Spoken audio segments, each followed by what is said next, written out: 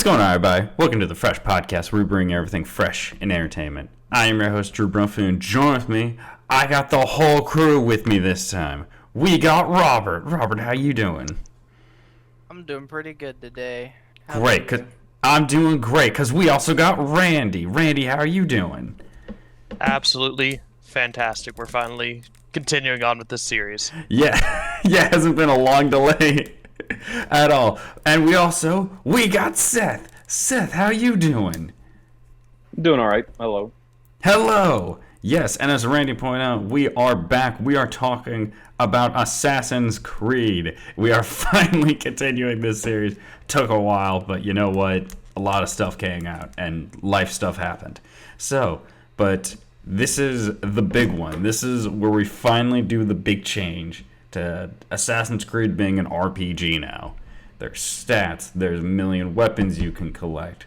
It's less focused on parkour and more about leveling up and builds and stuff like that.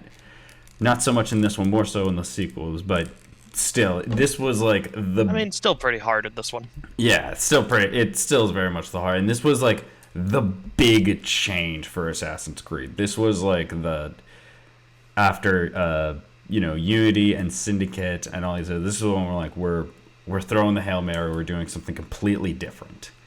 Did it work out? Was it kind of a muddled step? We'll see. That's what we'll talk about. Getting off to the start of it and just getting right into it, I think kind of the big elephant in the room here is the gameplay and the fact that it's an RPG now. The fact that it is, it's not like a stealth, you stab and insta-kill everyone in the world. So I kind of want to just open it straight up to Seth and just ask you, Seth, what are your thoughts on kind of the change from traditional Assassin's Creed gameplay to now the RPG format that we've seen in starting in this game and like moving forward? Yeah. I think we have to kind of like look at again the context. Last games that we talked about were Syndicate and Unity, which was also the last games that came out before Origins. I'm pretty sure a lot of people remember that when Origins came out, it was about, I want to say, 2-year break, because Syndicate came out around 2015. And because Unity got panned largely because of technical issues, and a lot of people, I think, were kind of like criticizing Assassin's Creed, that it had become very samey up until this point, and a lot of the technical issues, they had to delay it. So we waited a good couple of years, which was the most for a while, that we waited between releases for Assassin's Creed games. And so when this game was announced, I remember the E3 announcement whenever they were showing off like That trailer goes hard. Yeah, the That cinematic trailer goes so fucking hard. It's so good. In general, the cinematics in this game are great, but we'll get to that. But yeah, like the first reveal trailer, I remember when people were getting hands on and they're asking like, what's the kind of the gameplay and da da da da da. And I think the big thing, the first thing we can touch on about the gameplay is, I think, me personally, I think they take a lot of influences from The Witcher 3, and really that's the closest one I can think of, because like The Witcher 3 is definitively like that action RPG. It's not an RPG in the sense of something like Final Fantasy, or like where you're basically like focusing on like getting gear and like leveling up the stats of like and leveling up your characters specifically, or like a Baldur's Gate or something like that where it's all about like skill checks. It's very much like Witcher 3. It is all about like its combat and its various different trees that you focus on leveling up. And one of the big things is that they emphasize with combat is I remember this because I remember watching a video like at a developer conference or something where they talked about one of the first changes they did was to the combat, and how instead of doing the typical animation linked focus way, they went for more of a hitbox focused combat system. Now, animation, like, so a lot of people are like, well, why does everything look so good in like Unity and stuff in terms of like the combat and like the combat moves? It's like, well, it's because how the game actually seems to work with its combat is it's not, there is definitely like a hitbox in place. Obviously, character models have to be close enough to interact, but what it is each time you slash an enemy and they react, or if there's like a kill or some sort of animation that plays out, it is because it is all about focusing on locking up those animations together, which is cool, but at the same time, it kind of makes it so that like there's not much interactivity outside of that. So what they did with like the hitboxes is, yes, it doesn't look as clean as like other combat finishers and stuff like that in previous Assassin's Creed games. But what it does allow for is it allows for more emergent style types of gameplay. With the hitbox system, you're more likely to hit multiple characters in a swing. You might accidentally hit an oil pot and set everything on fire, like that kind of deal. So I think it's kind of a give and take, because with the combat, you're kind of like, you're getting something that feels a little bit more unpredictable, a little bit more like kind of fun, and a little bit more, just a little bit more challenging for the player. Because now it's like less about like always focused on like a counter system, and it's now like something akin to like, say, Dark Souls, where you're paying attention to like the enemy's movements and you're finding the right opportunities to make strikes. It's fun, but like I think one of the issues though with the combat is a couple of things. One, this is the first time. I don't think every weapon is completely balanced out in the best way possible. Mm-hmm. Obviously, the swords and sickle swords are like really like hard hitting, fast attacks, very simple, very easy to use, and I like those, and I like that, like the spears. But I would probably say something that's not quite as good is like the dual daggers, for example. In terms of, because they're like one of the only weapons I can think of where the basic attack of it is you're locked into just standing in one place and just stabbing over and over, and you can't really move around, and that really bothered me.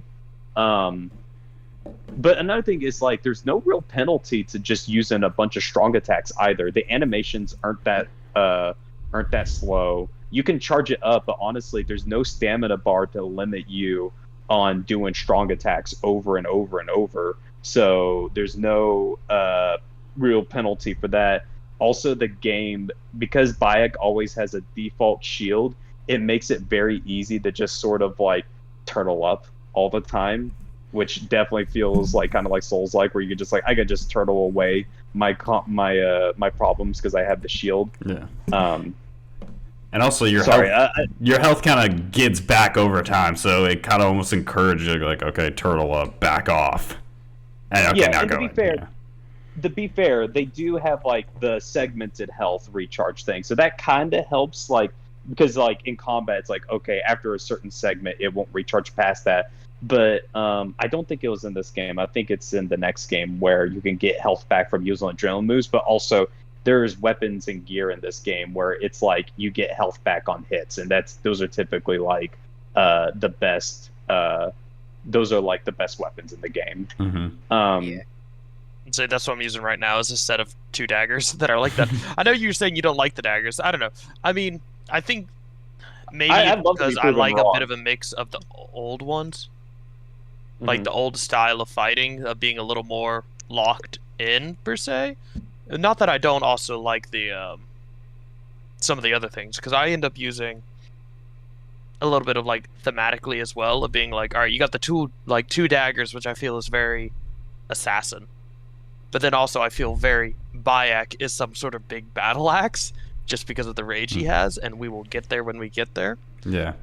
But see, I felt like the that's just my personal opinion on it. I always felt like I'll let you either continue, and then I'll put my input. Yeah, on, I always felt like the overall sickle or the combat. short sword was very Bayek, mainly just because, like, I think they look. This is gonna be weird. It looks the most, I guess, quote unquote, Egyptian, or like what a magi would use. And like, so Yeah. I always use those because I'm like, well, this is thematic, so I'm using this weapon. I feel that too. And I guess that's one strength of the combat is like I personally didn't like the daggers because of that, and but Randy does obviously. Yeah. I think say I it's like the cool. daggers. I like. You said it doesn't feel balanced, but I don't. I'll get there. You finish. Sorry. Yeah, no, you're good. I was just saying that, and for there, I was just saying that like the different weapon categories don't always feel like they're all equally made.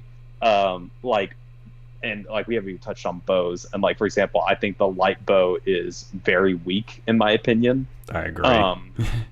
I also think like the predator bow is, while it does hit hard, I also find that like oftentimes because of the perspective change, it fucks you over in main combat also. And I also think it's like not really meant to be much of a main combat. It's like a more stealth one, from what I remember. yeah.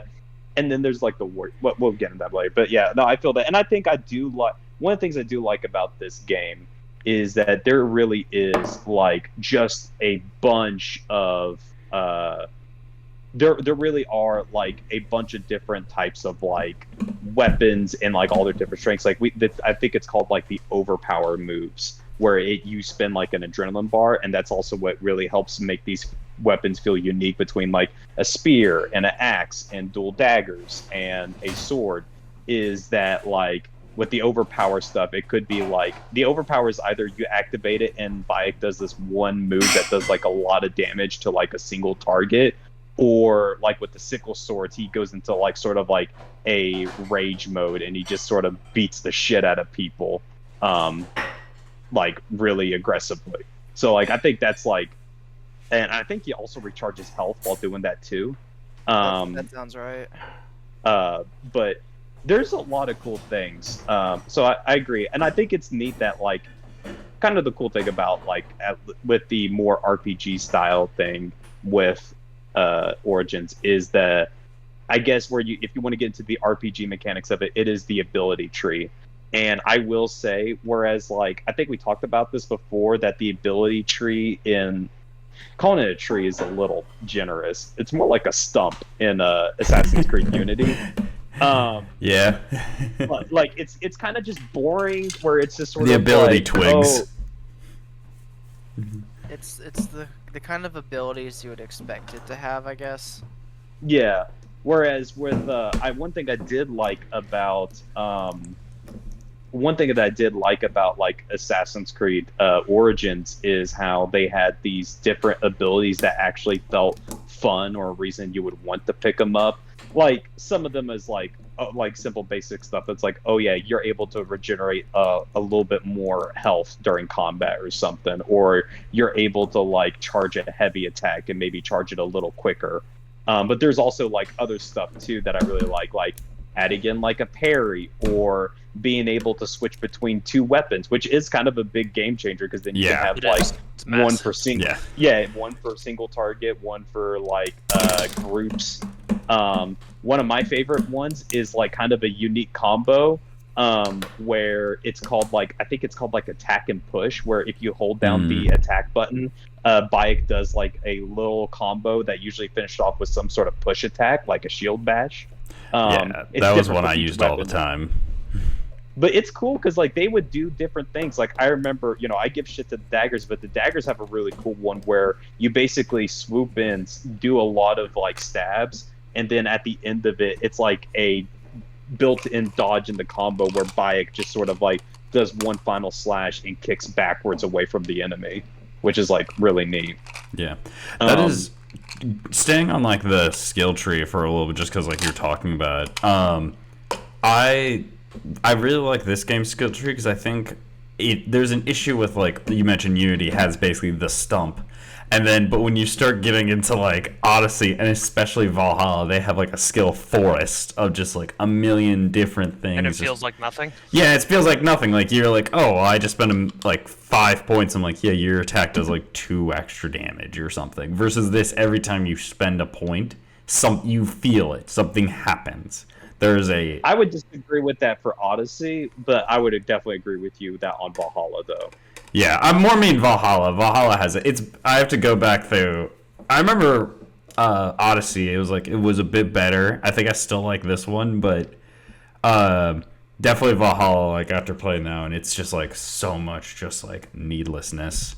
Versus this, I think this is a good like. It's not super massive. It's big, but every time you do level up, it is impactful. It feels rewarding. Way. Yeah, exactly. It feels rewarding. Yes. Yeah. So yeah. Sorry. So didn't mean to interrupt you. What were you before what you were saying with the different kind of weapons and like? Well, every time you got. I think what was cool is like it, and more than just like the different types, because I think you would definitely get like different types in past Assassin's Creed, but a lot of times it would come down to like a small weapon like a dagger. I'm pretty sure by the time we got to it in AC4, they basically just grouped the dagger and sword together or something like that. Yeah. But so like I feel like there's much better weapon variety here now, and it's kind of it's fun in the way that Dark Souls is fun, where you have different weapons with different movesets and different strengths, and that's just like the melee combat. That a lot of that stuff gets extended also into the like the other stuff too, like the archery and all that. And I know that this might be down to like personal preference. Like the archery stuff is kind of cool, but I never found myself going more than just using the like regular style like hunter bow versus like I like, you know, we talked about it, like I didn't care for like the light arrows, and I didn't care for the shotgun fucking bow and arrow. Yeah, the warrior bow. I don't know what it is about like the warrior bow, because like it's something that I feel like should be, yeah, you're right. It should basically be the role of the shotgun in the game, but for whatever reason, it just feels like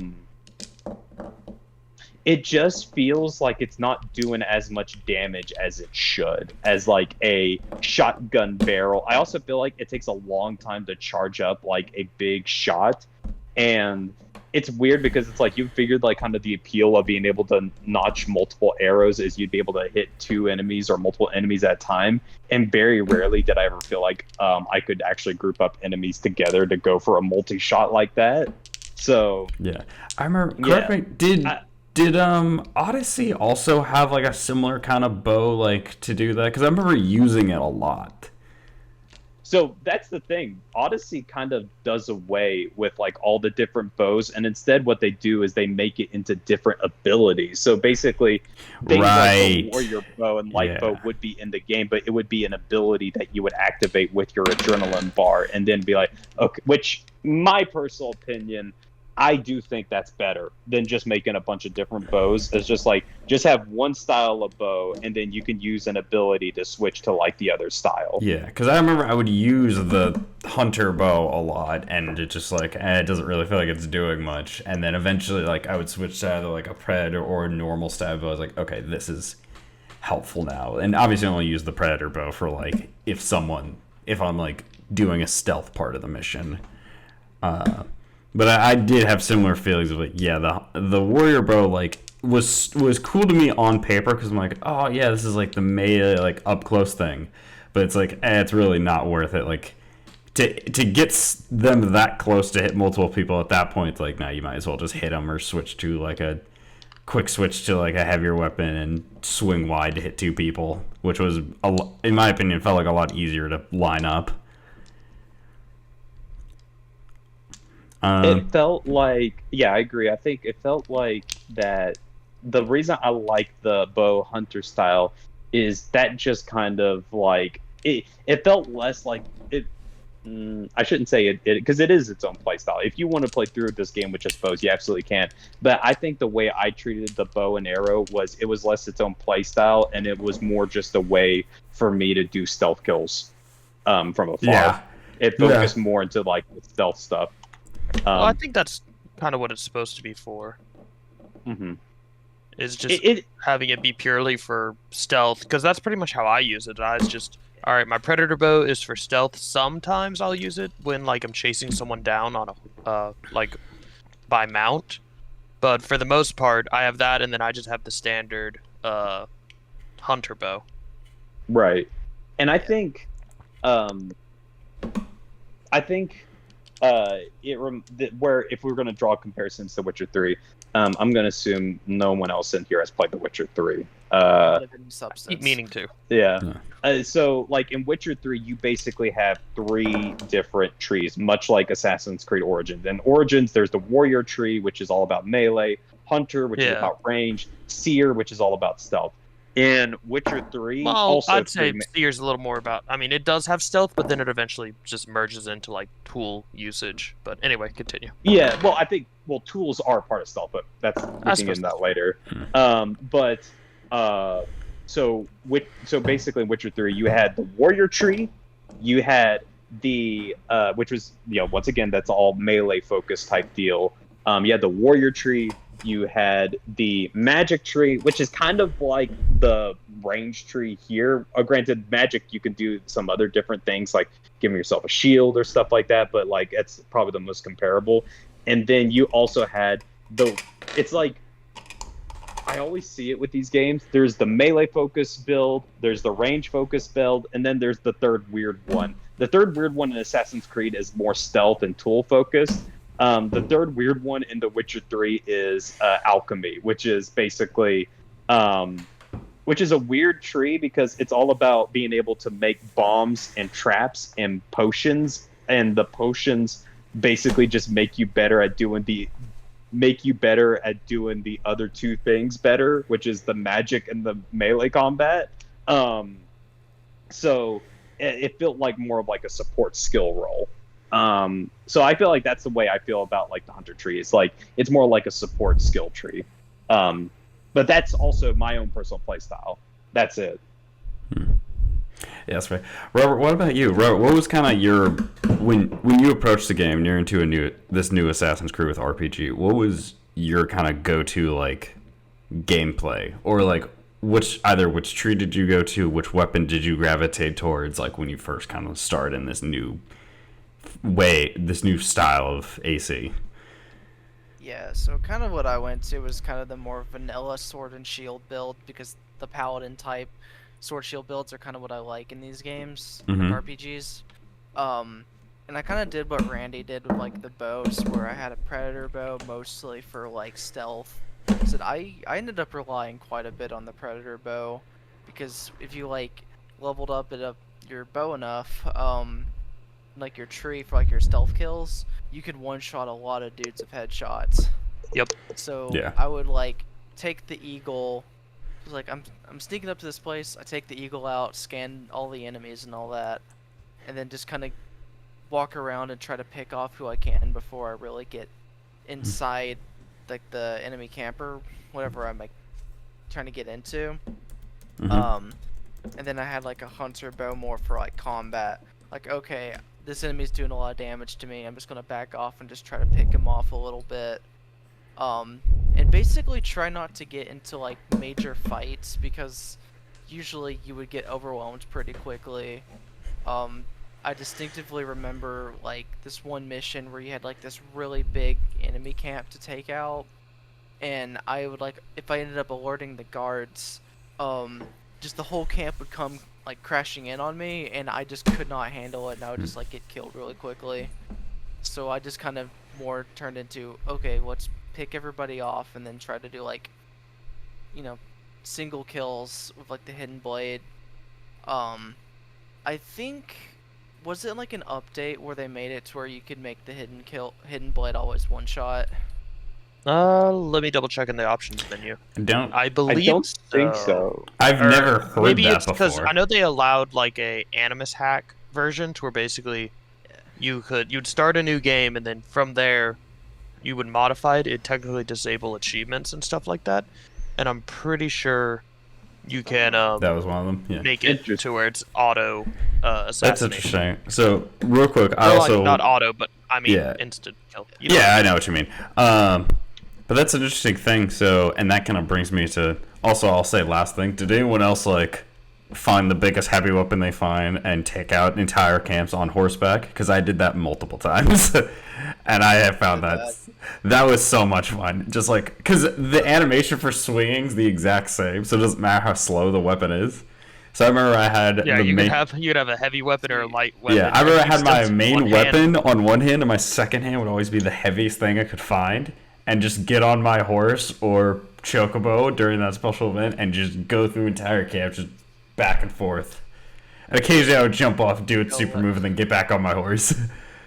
What I liked to do is I upgraded the hidden blade as much as I could early because I wanted those one-shot stealths. Yeah. That's what Say, Robert, I think you and I played very similarly. So yes, we had like the same style. Yeah, so that brings the hidden blade, and then max your stabilizer glove for your range damage, and go from there. Yeah. So that's basically I would do the same thing too. Is like because like that's usually my preferred play style. Is I like doing some melee, but I do prefer to just like play as stealthily as possible when I can. Which isn't a knock against the combat, because I really enjoyed that they changed it up to begin with. But I'll let you continue, Robert. Yeah, so combat I think felt like pretty good in general. I liked it more than I liked like Unity's, for example. But my problem was that enemies, especially bosses, tended to feel spongy. Granted, some of that was probably my weapon choice because I mostly stuck with the one-handed because I wanted to use the engine blade that Noctis uses. Yeah, that's fair. It's a good sword. It's like one of the best. Well, you could also glamour it to where like you could make other weapons look like it. So yeah. It basically just looked like I was running around with Noctis' sword. That's fair. But that brings me to another point, just because we're talking about the hidden blade and like the stealth options. What are your guys' thoughts on the fact that ignoring like not mods, but like alterations to the game where it could do it, the fact that in the base game, this is the first time that your hidden blade is not a one shot, and that you'll have to just level up if you want to kill someone with that. Randy, I'll go with you because you were talking a lot about the stealth. So, I remember initially, I really didn't like it. Yeah. And it's the big thing on Twitter. Everyone hated it. Yeah, I remember initially I really didn't like it. Probably just because we came from games where, it never, it's the first time this ever happened. And I've kind of grown to be more okay with it. I don't know if I like it, but I'm okay with it in the justification of this game. Is just because it does, I think, help with some of the balance of the game, I think. Yeah. In regards to... I don't know, I'm almost talking myself out of it at this point. It helps with the balance, but also at the same time, if you snuck up on someone, you should be rewarded for doing so. Yeah. And it does give you damage, it depends on context, because you could also, I remember you could cheese it so much in the older games and stuff, is just drop smoke bombs, you're not being, I feel, very skillful, you're just dropping smoke bombs and then using the assassination animation on repeat, just like, yeah. But if you're going about it of coming up behind someone very sneakily, then yeah, I feel like you should be rewarded for it. Yeah, I agree. And I'm back and forth. I think that makes sense. Yeah, this was like kind of. I do wish that some of the investment to upgrade your stuff was a little bit easier to get. In my opinion, it's a little grindy to get some of the materials. But I suppose it makes it worth it in the end. I guess, yeah. I think I know. I kind of get where you're going at with the about like taking away as a one-shot kill, and you want to feel like rewarded for sneaking up on it. But I oftentimes think that kind of the problem a lot of times with stealth games is oftentimes it does become the easiest play style, especially whenever as long as you're just staying hidden, there's a lot of tools to help keep you that way. It's basically a one-hit kill button. And don't get me wrong, I love my one-hit kill buttons. I played the shit out of Dishonored like that. But I also think it creates an issue where there's not much surprise or challenge in that regard.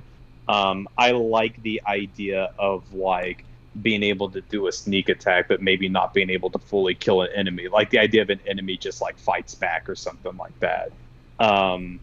Like creating some sort of element of like surprise to it. And I think it's the attitude that Ubisoft was approaching Origins, was that we need to open up gameplay mechanics in a way that it can facilitate some sort of like some sort of story that the player can tell about their experience.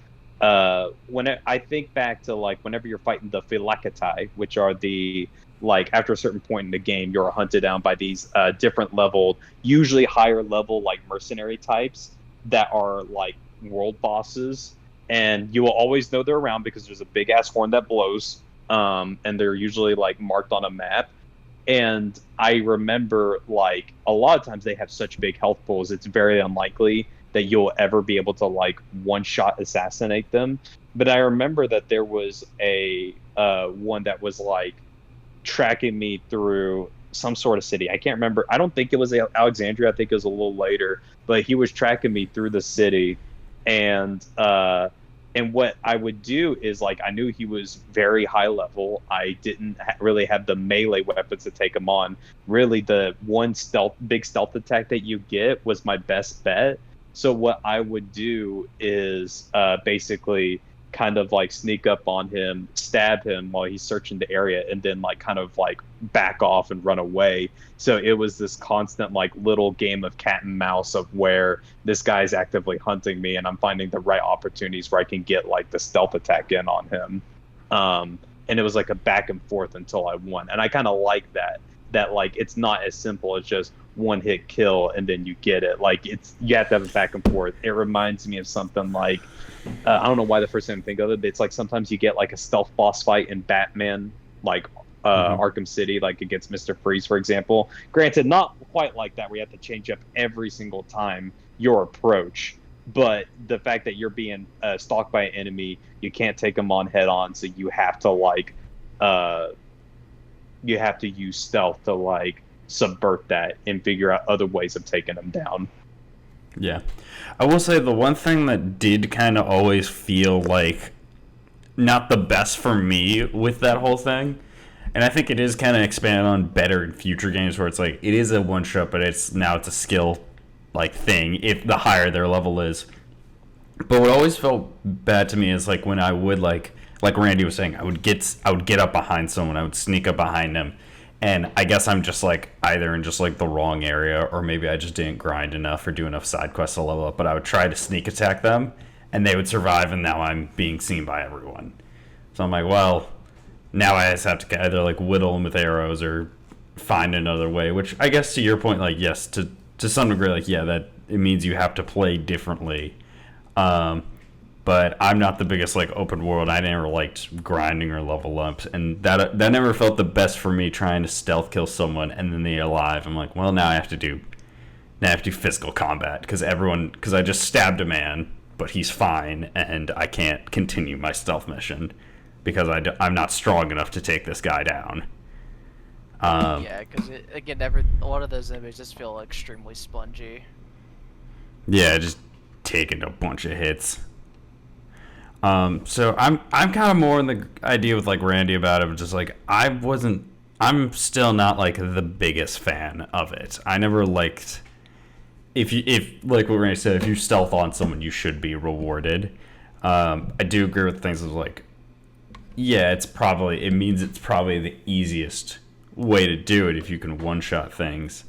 But I think it's done better in future games where it's either like where it's a thing where it's like you can one shot this enemy, but it's a hard, like you now have to do a harder challenge mid attack, or things where it's like most enemies can get one hit stealth attack, but like the bigger bosses or the chiefs like are gonna need a little bit more. So again, it's a thing where it's like it was their first time doing it, but it didn't feel the best for me in this. Getting away from just combat, unless someone else has a comment about either stealth or stabbing people. I think another thing too with the stealth is it encourages a playstyle which I'm kind of surprised not a lot of people get into, is the ghost kind of playstyle where you don't take out anyone. This is very much like kind of very classic old school stealth, where it is about you not really touching guards or anything like that. It is just about watching patrol patterns and then like moving around them. One thing that at least I do appreciate about Origins, and you can correct me if I'm wrong, but there is no skill, there is no tool that makes it that you're like that affects like how easily you're seen. The closest is being able to like drop a smoke bomb to kind of like cover your tracks, and that's really about it. I think that's it. I'll double check looking through the skill tree, but yeah, I think you're right. I think there's nothing other than dropping a smoke bomb. Yeah, and like that's kind of like, and I think that's like a really and me personally, I think that's a really fun way to play the game. Is like it's like the ultimate like kind of stealth challenge whenever because like I said, there is no level grind. Now, yes, there are some quests. There actually are quite a bit of quests that requires you to kill a person. But if you're able to complete your objective by sneaking around the enemies, just not even bothering having to fight them, like that's kind of like a fun achievement in of itself. For some players, I get that. Like for some players out there, they probably don't feel that way. But that's a playstyle I like, and I feel oftentimes I feel more rewarded that like I managed to like get through a area without having to take out anyone than whether I just cleared out a whole camp or not, because like anybody can really kind of do that.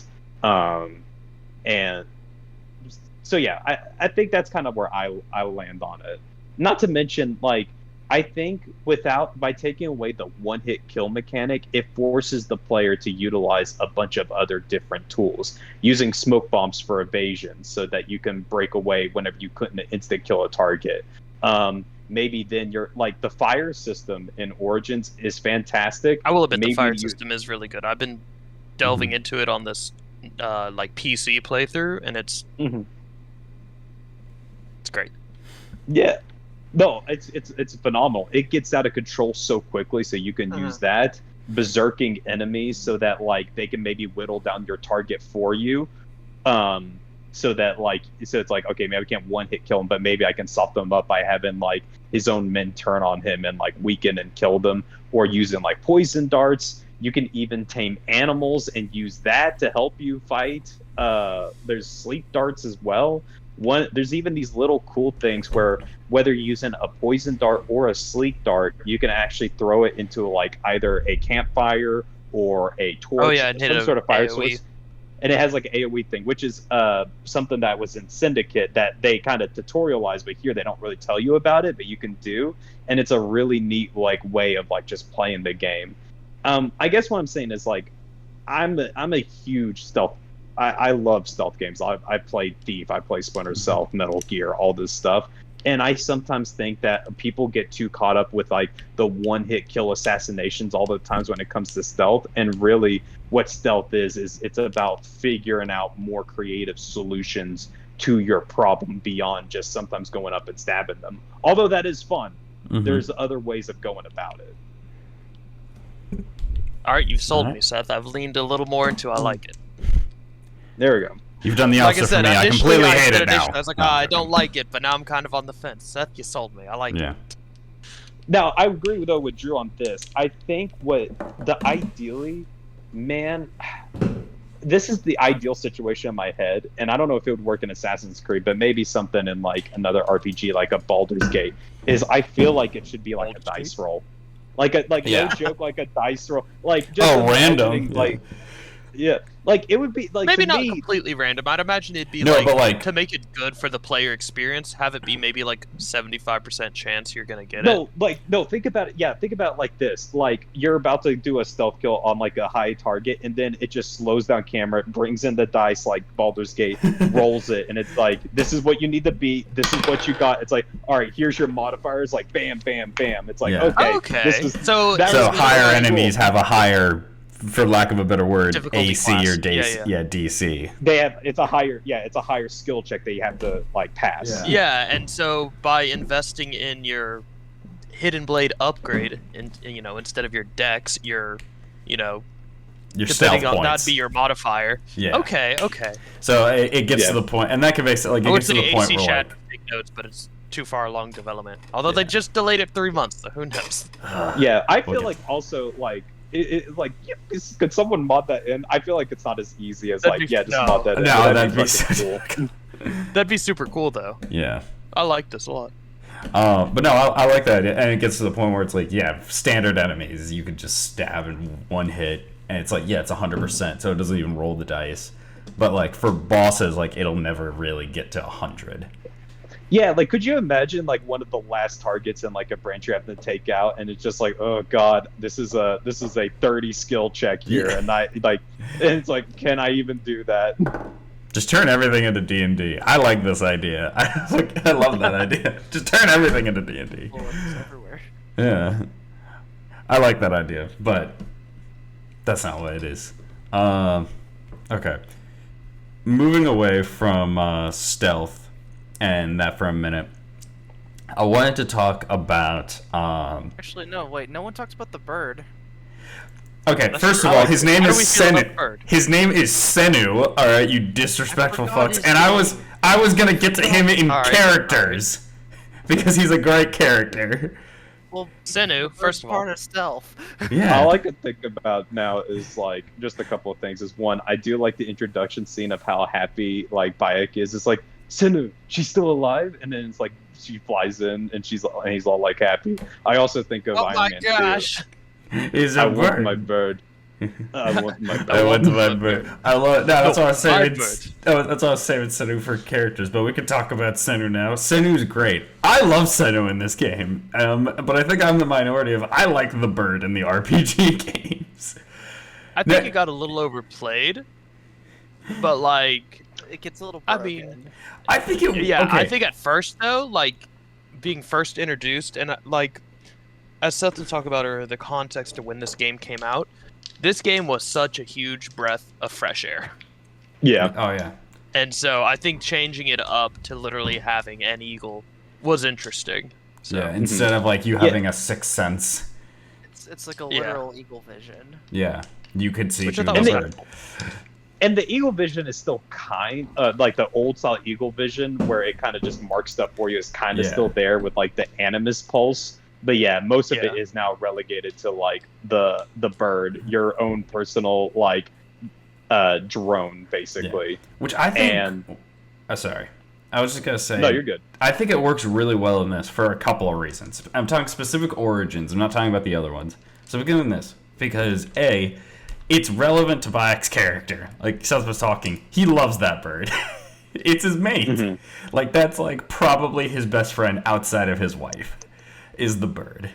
And so I think it fits. And I think like for like this time period, like yeah, it would make sense that like this magi assassin would have like a pet or essentially like he's the equivalent of like his police dog. Like yeah, it would make sense that he would have a trained bird to like scout people out for him and maybe even attack or pick shit up for him in that.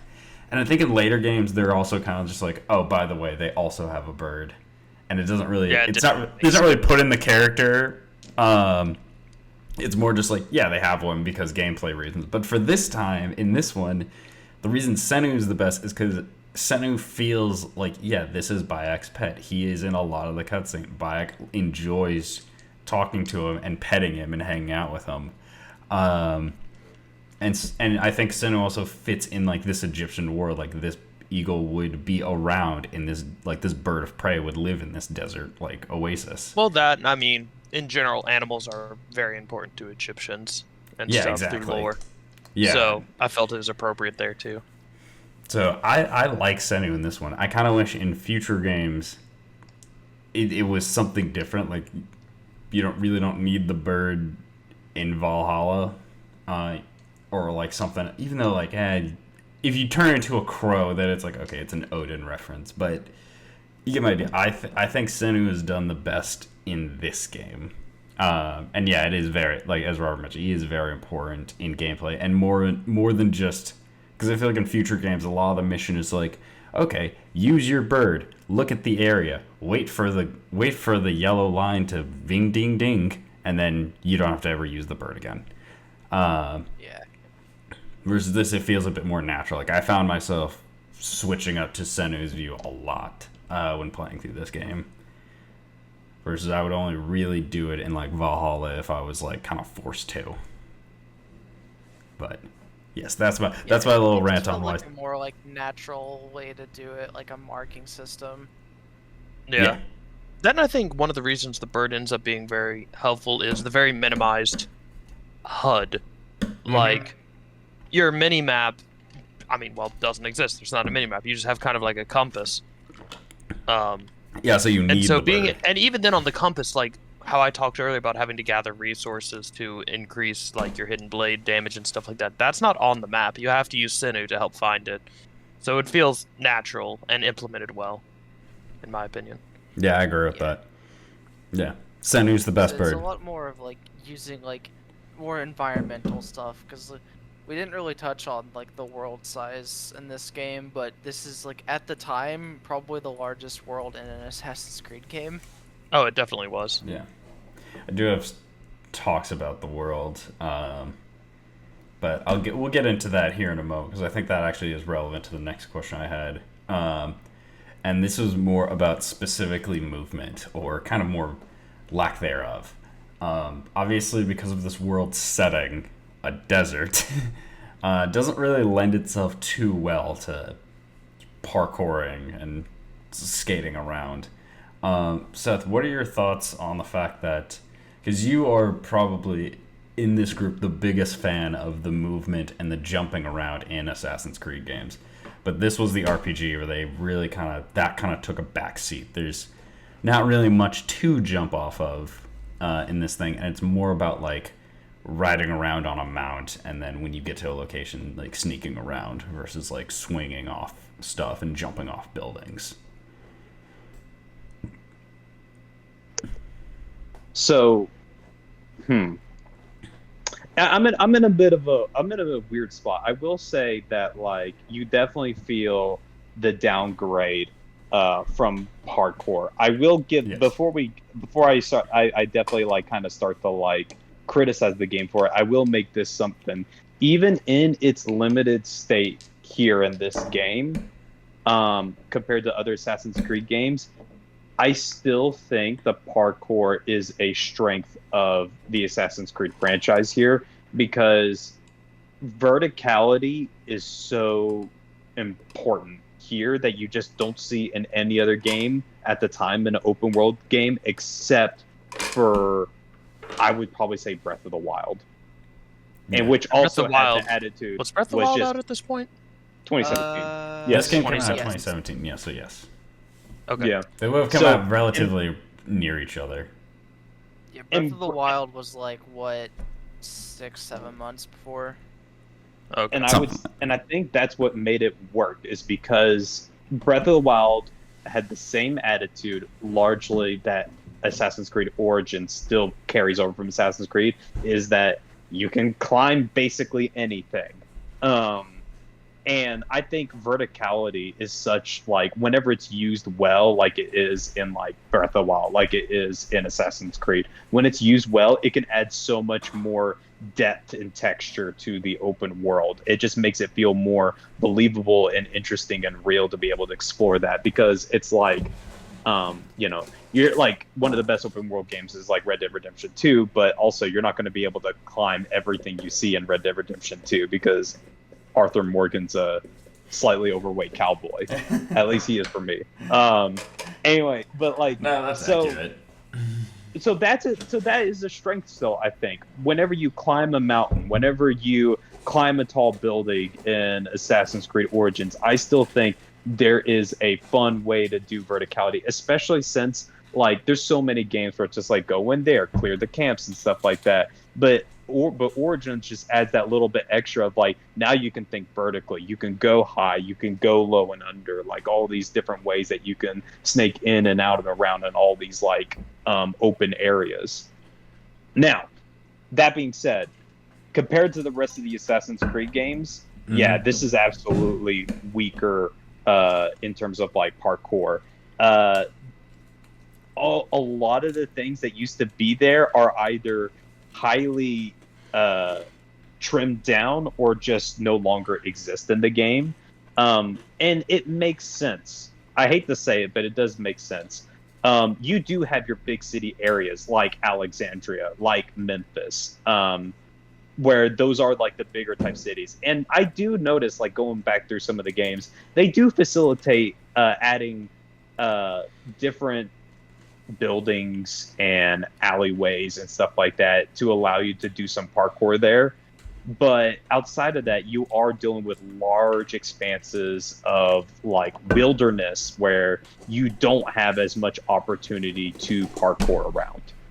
And when you think about it from, I think, a developer perspective, it's like, okay, why would we dedicate so much resources into the parkour system when we really only have a few select areas that the player's going to be able to really take advantage of in the game?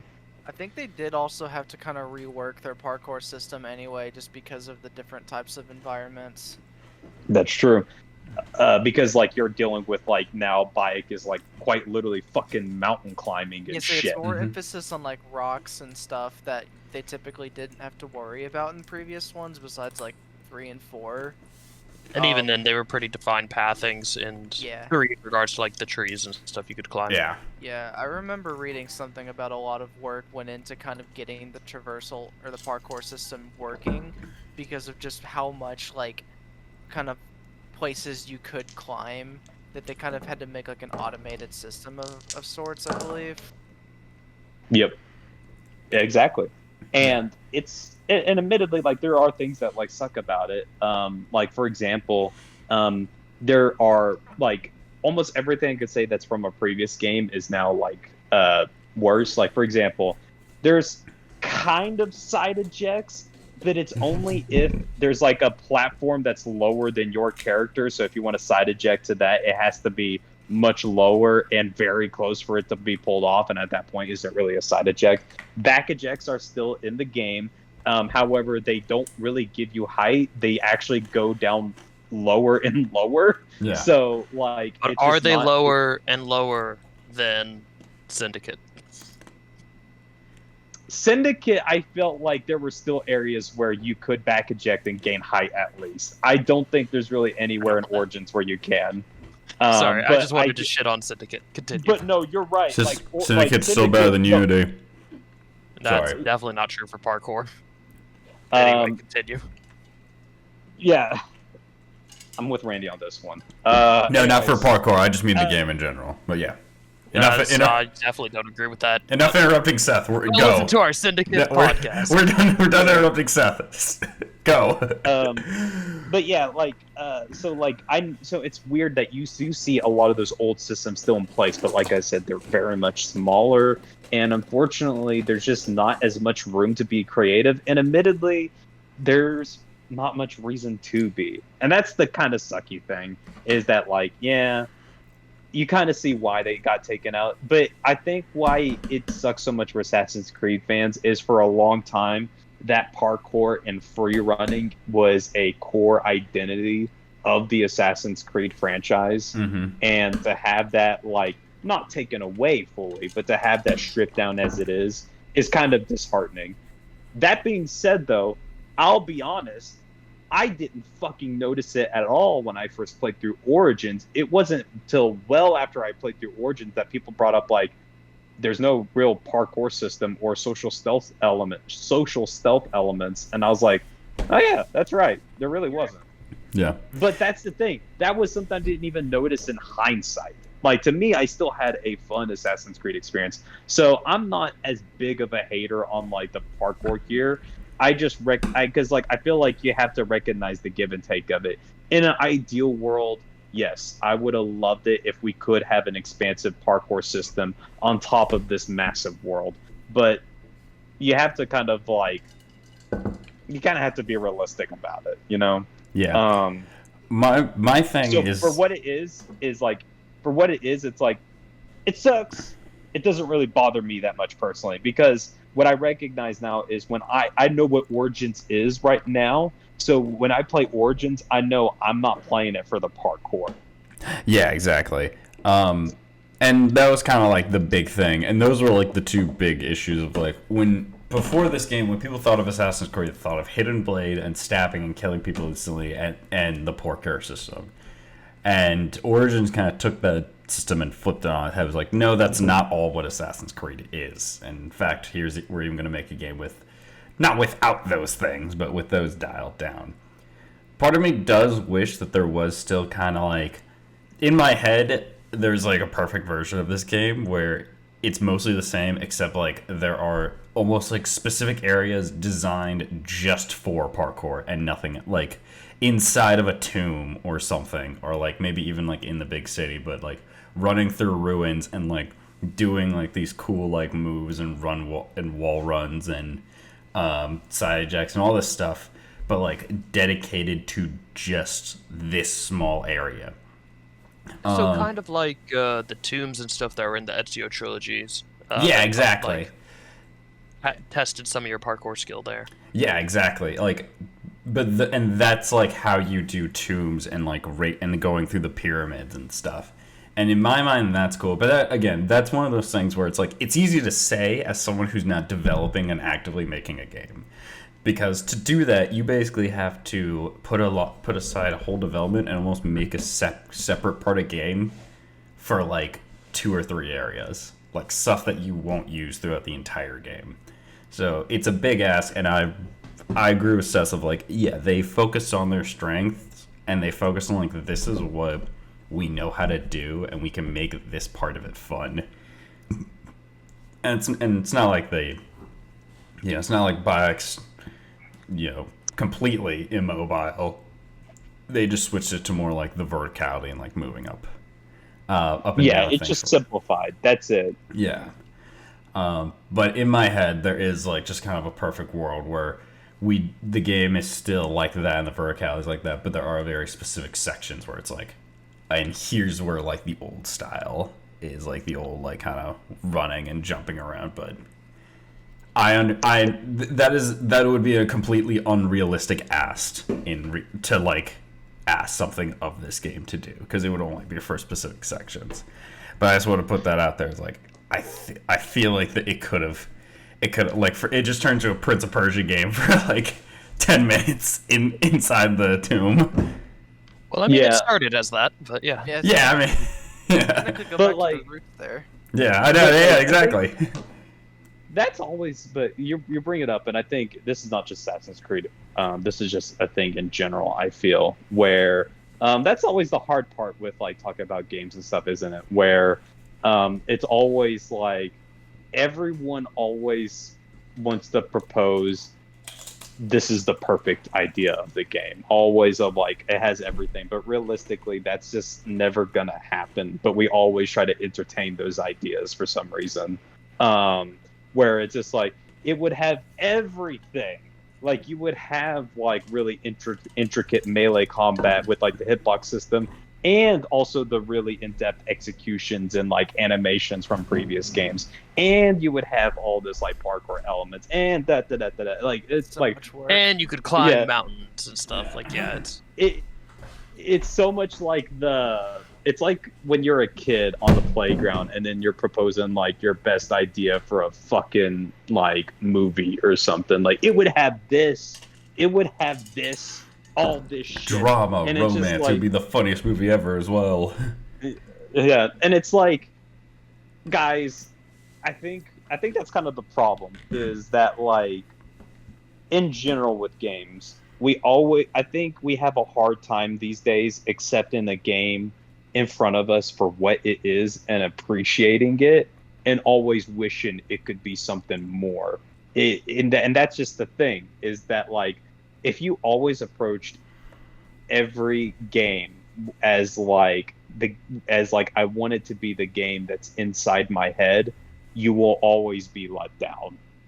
There's I hate to say it, there's always going to be a compromise somewhere. Art is the most subjective medium out there.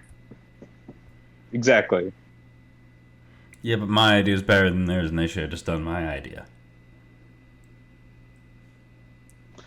All right. Anyway, I was expecting one of you guys to just tell me to shut up there. No, I mean, no one did. Do your thing. Hey, Drew. Yeah.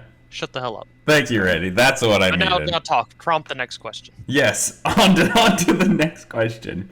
So we talked a lot about, the actual gameplay of the game, which is the most important part.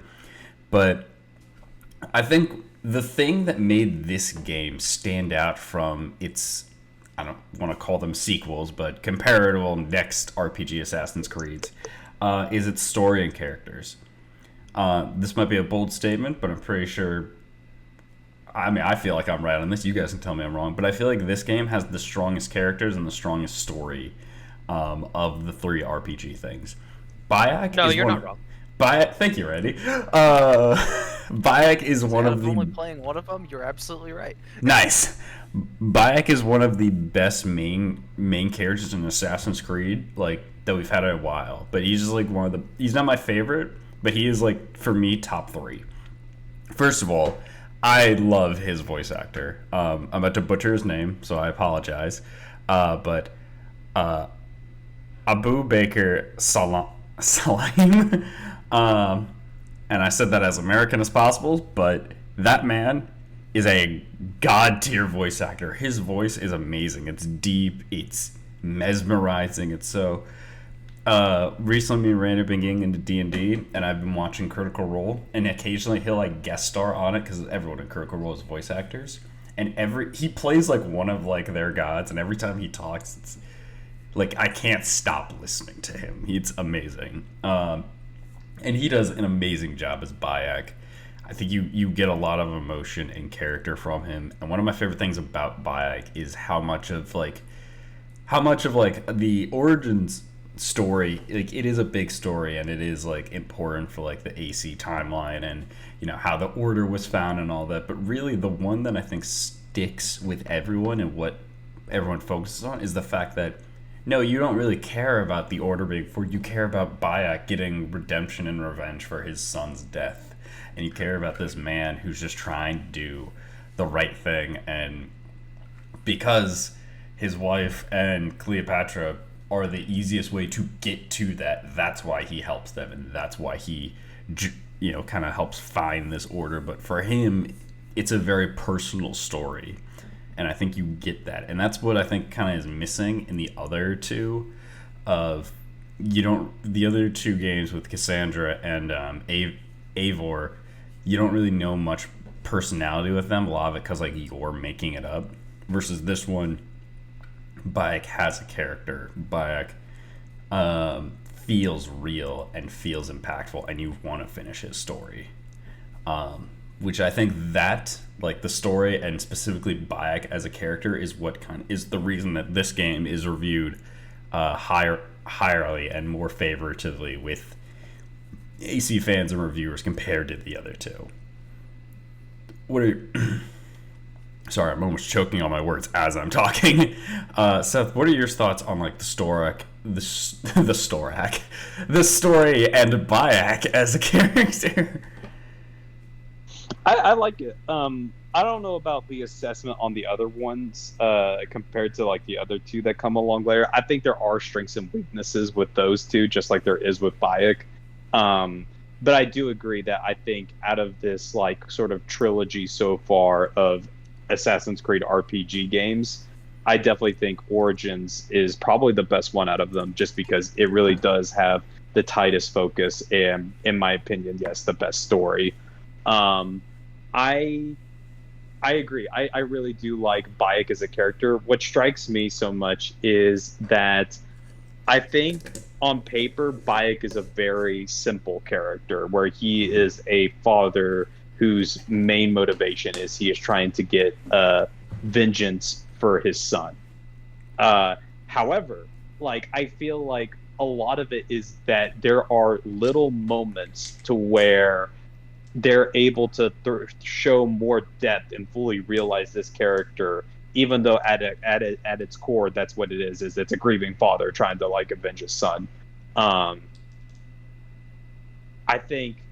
think of the moments where the scenes with him and Aya are together. There's really great chemistry with them. It's almost magnetic between the 2. They cannot stay off each other. And I really like how much they show of that emotion there. And but also like the game just opens up a lot of opportunities for Bayek to just show as like be a good person, be a good character. Like him as a Medjay, because it's supposed to be like Medjay are supposed to be, well, first protector of the pharaohs, but also the protectors of Egypt. It suddenly makes sense why he would pick on these side quests. I feel like that's like an issue you get a lot of times in stories is like, why would this character do all these side quests? Like, why would these villagers ask the Viking for help that just raided their village? Yeah, like stuff like that. But like here with Bayek, it makes sense. He knows and he believes he has a duty to protect the people of Egypt. So like anytime he sees someone that's in danger, someone needs help, like he'll do it. And it can be simple things as like, my husband's drunk, go get him and bring him back home, to just like, hey, there's these Roman soldiers that are like beating up and killing our people. Can you help us with that? Or there's a animal infestation problem where there's hippos like just massacring our people. Like Bayek is there, and because of his duty as a Medjay, it suddenly makes sense why he would take on that stuff. And I love the small little interactions. I think one of my favorite things is it's a very early on side quest that you can do where there is like a little like festival for Sekhmet. And they have to put on a show and dress up and reenact some battles that Bayek does. And during those cutscenes, it shows him a lot of times interacting with children. And, you know, we talk about like, I think what's cool about this character is I feel like a lot of times video game characters, we always get brooding, sad, dark, sassy, sarcastic all the time. A lot of like negative type emotions. And then you have Bayek, who is just like, just happy to be like, I'm more than happy to just, you know, play around, goof off with like the children, make them smile, do all this shit. And it's just because at its core, he's a dad, and he liked being that, and he likes taking care of like kids and stuff. It's like he's a good dude, you know. The reason I bring that up is I feel like there's so many characters where you can have a dark backstory, you can have something driving them that tortures them, but sometimes it hyperfixates so much on that it's almost laughable. Yeah. Like, come on, Batman. We get it. Your parents are dead. Yeah. Do you have to brood all the fucking time? Bruce, Superman's entire world got blown up in front of his, like, he seems happy about it. He's the last one of his kind. Yeah, he's made peace with it. I know that is no. I granted, I get it. Like comparing Bayek and Batman, that's like apples to oranges. But I think for me, what I'm saying is like not that every character has to be that. It's just a breath of fresh air, I guess, to have someone like Bayek who's just like, he's just genuinely a good dude who's just happy to help people. And I think what helps elevate it is it doesn't feel like, oh, they're just writing it down, he's a good dude, so therefore he is a good dude. I think I agree with Drew. I think the voice actor does such a good job of injecting them with all of this emotion and this emotion and inflection and nuance into his performance, so that Bayek is more than just a good person. He feels believable as a good person. Yeah. You get the sense that like like it's a terrible thing that's happened to him and he does like filled with grief, when he's helping people, he's genuinely enjoying it.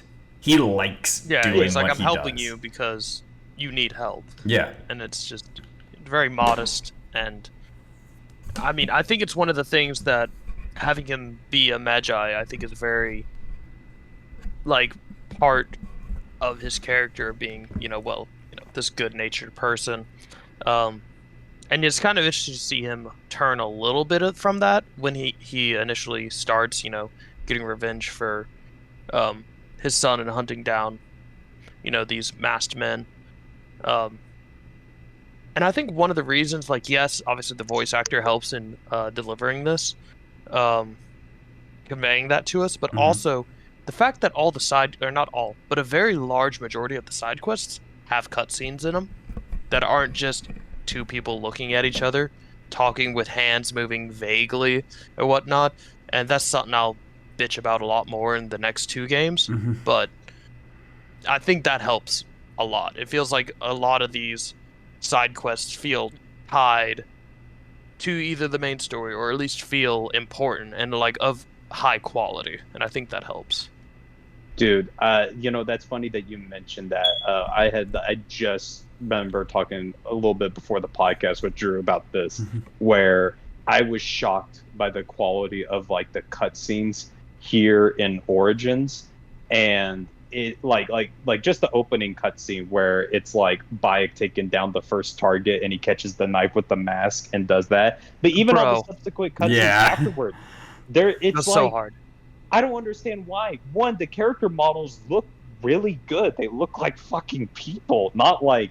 I think the Odyssey is largely fine, but I think when we got into the Anvil engine in in Valhalla, all the everybody's face looks wet, like they're made of like fucking like bread dough or some shit. Like it looks fucking weird to me, and I don't know why. Everybody just looks wet and just not human, like made of clay. But like I feel like with the cutscenes and stuff in Origins, there's actual direction, there's actual camera shots, there's actual planning and choreography with what's going on. The cinematography is better in this.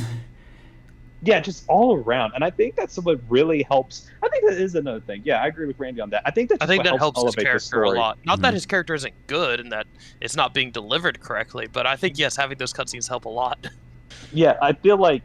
Yeah, I think like everything just looks way better quality in terms of like cutscenes. Like I'm playing through Mirage, and my God, there's just so many things where it's just Bastion goes up and talks to someone. It zooms in to the conversation, and it's just like there's fucking nothing happening here, bro. And then like the actual cutscenes feel like there's no real direction behind it, and the character models just don't look good in my opinion. Like their faces, I'm just like, oh my God, like I don't know why. Like it feels weird that after Origins it takes such a dip after this.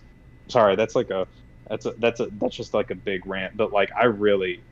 I think Origins has such good, strong cutscene direction, especially when you get like the target kill cutscenes. When you go to the like for Bayek, it's the Duat. Every time you kill like cool. All the is it really symbology when it's really in your face what everything represents? I guess maybe not, but like it looks so fucking cool. And the fact that each time you go into the Duat, it's all their deaths and stuff are always themed around that character is so fucking cool. I love it. I think it's just so good, and like they do like really good touches too about like I feel like unlike other Assassin's Creed games sometimes, well maybe they do there, but not all of them. I feel like most of the targets in Origins is all about feeding back into Bayek's character and his heart. And, and it's more than just they're the ones that killed, that destroyed my family and killed my son and blah blah blah. There's like everything like ties into it. Like I think of one of my favorite targets is the Scarab. I cannot remember his real name, but he's the dude where you're like trying to hunt him down. Bayek just helps out this one dude who's trying to help build back up, like I believe I forget what city is. It's buried in sand. He's like, I want to like raise the city out of the sand, and he's helping out with bandits and stuff like that. And it's not till Bayek gets betrayed that he learns later that, oh yeah, this dude is the Scarab. But it's Bayek only learns about this after he just sat down and got to be around his family and his son and his wife and his grandfather. And it's just like he got to know this person as a person before he realized, oh shit, you're the Scarab. And then the Scarab tries to kill him. And it's like there's that complicated thing because like Bayek gets it. He's a family man. He would do anything for them, just like the Scarab kind of is, but he's doing it in a very twisted, fucked up way. Yeah, definitely. And like once you do end up killing him, I know like his son gets so enraged and whatnot. And I'm just gonna touch on it very quickly because I don't know, maybe we'll talk about DLC, maybe we won't in this. But later on in the Hidden Ones DLC, his son actually comes back older, trying to get revenge on you. And I'm like, full circle. See what revenge does? It's anyway. such a cool, and that's a side quest also in the hidden one. So that's really I agree. That's really cool. Hopefully we can touch on that later. But yeah, there's that. There's also like even one that's not as well known because it's like a little bit shorter and more focused on the trippy sequence. But the hyena. It turns out that this person who's part of the Order of the Ancients, this target, her whole deal is she's trying to use this like Isu temple to potentially resurrect her dead daughter. And so it's like she doesn't really care about like the Order of Ancients really. She's just wanting to bring back her daughter. And it's like, oh, like this is also dealing with like Bayek's own grief about his son and all that. And I forget which target it is, but like someone taunts Bayek about hunting them all down, and it's just like you think this is gonna bring you any sort of like it's like you think this is gonna do anything for you. It's not gonna bring your son back. It's not gonna bring you peace. And Bayek is smart. He says like, no, I know what I'm doing here isn't going to bring me any sort of peace, but it is to help my son pass on into the afterlife. That's all that matters. Bayek isn't even doing this for any sort of own personal satisfaction. He's doing this because he wants to like honor that memory of his son. And in his religious belief, he doesn't believe he will be able to move on until he takes care of everyone responsible in his death. And it's so good. I feel like they do a really good job of integrating most of the assassination targets, kind of the first set that you get to Bayek. Mm-hmm. Some of the later ones get more involved with Cleopatra, and that's a whole different deal. So yeah. I am glad that you did bring up like the fact that you get to meet the Scarab's family and a person, and that mirror image of like, oh, he is. It does the trope of like, oh, he's just like me without saying that they're doing that trope. It's a bit more subtle than that. It's really cool. Oh yeah, by the way, one cool thing about the Scarab, and I feel so bad that I only remember him by the title, not his actual name. But one of my favorite villains that you encounter, he's voiced by the same voice actor as Adewale, which is really cool. Ah, didn't know that. We'll find out. Okay. Moving on for Bayek, because again, I love him, and he is top 3 Assassin's Creed main characters for me. I wanted to talk about some of the other side characters you meet, and I wanted to specifically touch on 2 that are pretty important to the game. The first one, we kind of already talked about her a little bit, but Aya, Bayek's wife. Aya, excuse me. Sorry, I'm reading it, which is makes it harder. And yeah, one of the things that you guys brought up, and I love this. I'm always a sucker for the trope of just a guy who's just like, I love my wife type character. Like that's so wholesome to me. Of just the dude that's just like, I got the best wife, guys. You don't understand. It's basically the dad this from guy over here with a fucking wife. Yeah. It's the dad from Addams Family, like, type of situation of just like, this woman's great. She just makes my life. It's so wholesome to me. But yeah, I wanted to get your guys' thoughts on Aya, because she is a bit more like involved with the whole like formation of the order, as we see. Yeah. So Randy, I'll ask you about. What's kind of interesting is that I know at least initially they were going to try and develop this game and have actually Aya as the main character. Then Ubisoft, being bro Chad McGee, said women don't sell. Anyway, but I think what's interesting, as intense as like Bayek is, I feel like there's definitely scenes where Aya is almost more intense, which is kind of fun. Yeah. And I think Aya is definitely, she's definitely a very strong female character that I think could have carried this game. And I would love to have an Aya sequel or an Aya spinoff that that talks about her adventures in Rome that take place, after this game. Yeah. Because I think some of her intensity and ideology on the creed, and like I mean, almost she kind of at the end of the game when when she's talking about like, I think we've changed so much as people that there's no going back for us to this simple life, like, and then kind of spelling out like what that means. I kind of find it funny that she has to kind of like spell it out for Bayek. Yeah. Like, no, this is what's happening. I know it might be difficult for you to see. I think she could lead to be a very interesting character because she definitely because she was more head over heels in regards to, or I guess not head over heels, like gun ho in regards to like following Cleopatra. Yeah. And stuff on this crusade to where she thought it would help her, with avenging the people that killed her son and whatnot. But ended up being betrayed, and like actually, well, Cleopatra is just as bad as the people that we helped her replace. That's how I think, it is. like I said, I'd love to have a sequel. Yeah. Or a spin-off of her and her adventures in Rome. And I think it's far enough away from like Brotherhood in regards to timeline-wise that like people aren't going to be like, I don't know, maybe some people would be like, oh, it's just AC Brotherhood but with a girl, but like it's such a vastly different time period. Yeah. I also feel like they could like add way more like definition to that world than they could back in 2010. Like there's just way more that they could like do with it now. It could be a vastly more detailed Rome and stuff. Yeah, I agree with that. I also think that like what I like about Aya is it's funny because it's touching it all the way here in Origins, where the idea that they are locked into like Bayek and Aya were hoping that they could do this fight, kill off all the Order of the Ancients, and then go back to being together and being a family. But I think their realization is like this is a eternal fight. There is no end for them, because like it wasn't just a simple get revenge, go home.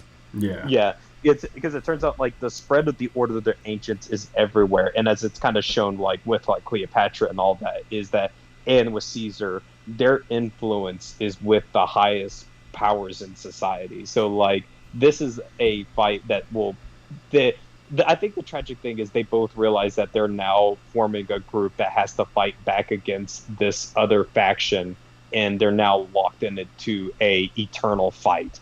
And that's kind of like I guess that's the tragic part of like their relationship, is that they definitely want to be with each other, but they simply can't because this fight that they're now part of will not allow them to ever know peace. Yeah, and you definitely feel that chemistry between the two of them. Like I think the first time they meet, and like Bayek gets so excited, and like she does too, and it's just like, you're finally back, my wife. Oh, my wife. It's just like someone who hasn't, like, they haven't seen each other, I think, for a good couple months at that point. And so, like, you definitely feel that chemistry and that passion that's between them. And just, give me an Aya sequel where maybe Bayek makes a cameo. Yeah. Or at least reference. I think Aya is a very like important and strong character for it, and I agree with Randy. I think her in Rome, like what does that look like, would make an awesome like a DLC or maybe even like mini game. Maybe like how they did Mirage is like a smaller game. If they did another one of those with like Aya, or a big one. Like she could probably carry it. That was about Aya and like basically I don't know what they would call it, Assassin's Creed Rome or something. I don't know. Rome again. Rome again, but way earlier than when Ezio was alive. Yes. Or maybe just Assassin's Creed, like Hidden Ones or something, because it's still like relatively early they're on. not calling it like in the Hidden Ones. Yeah. Yeah. So I'd be down. I will also say, as much as that executive that made that decision is an asshole and was obviously very proven wrong, because in the next game where it gave you a choice, a lot of people chose Cassandra, the girl.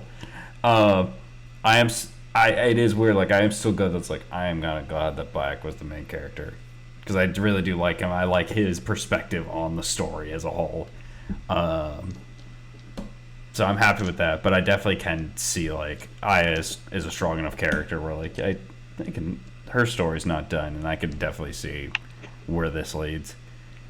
Well, there also like there are missions where you like play you do play as Aya. Aya. No, Yeah. some of it was tried the pre-order bonus bullshittery, which sucks, but some of it, not all of it.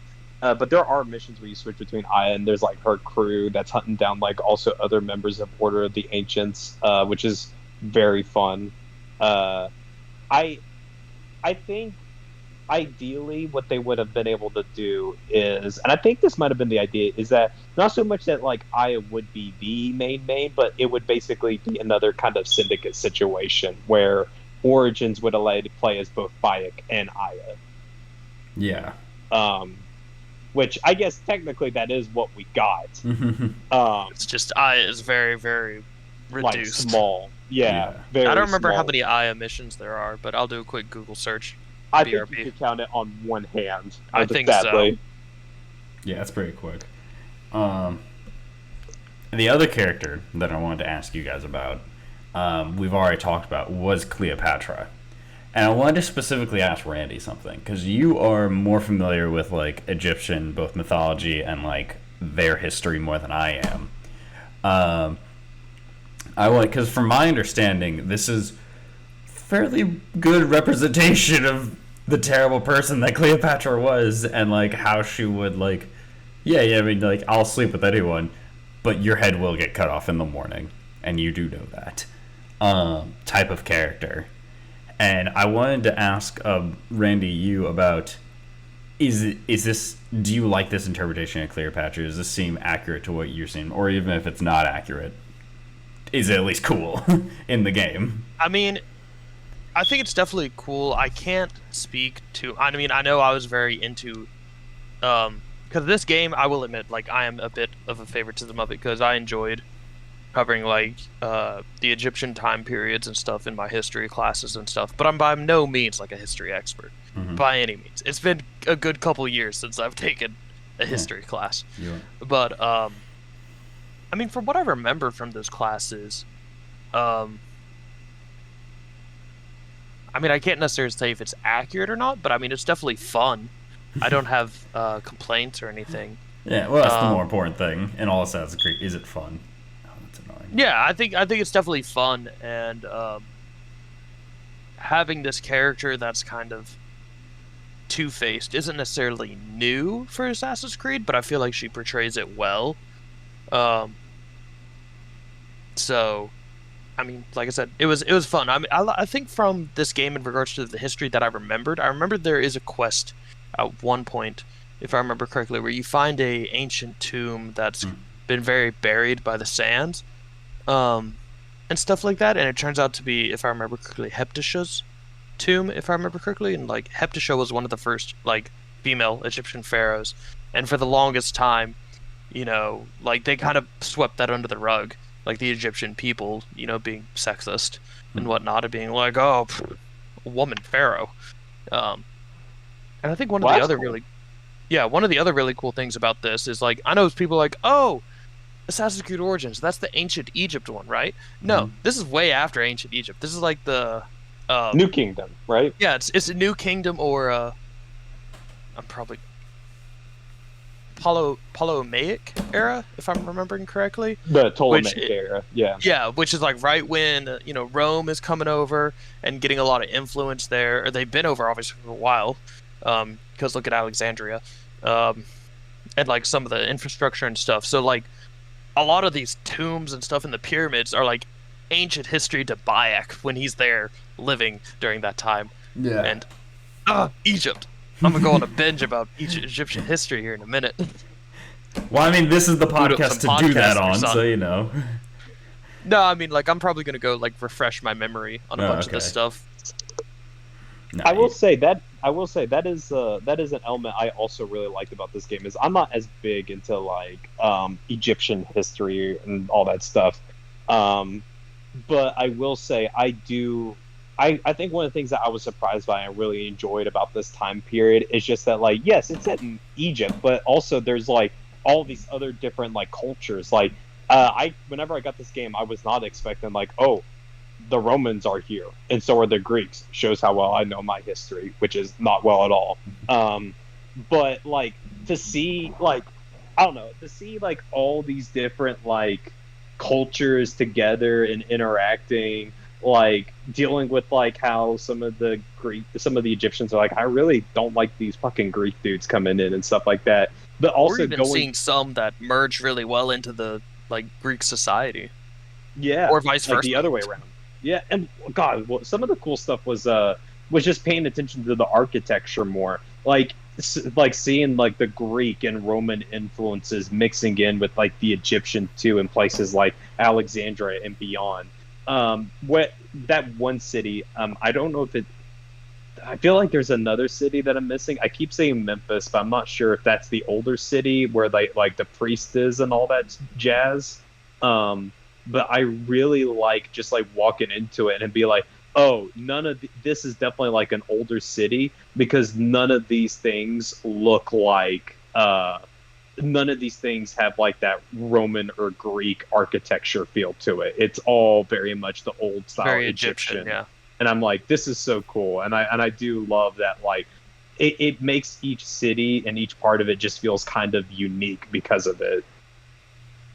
Yeah, definitely. I think that is one of the other things that would actually transitions great to my final question of the world itself. I don't think, and we talked about this before, I don't think you can do this kind of like game, traditional Assassin's Creed, in this period.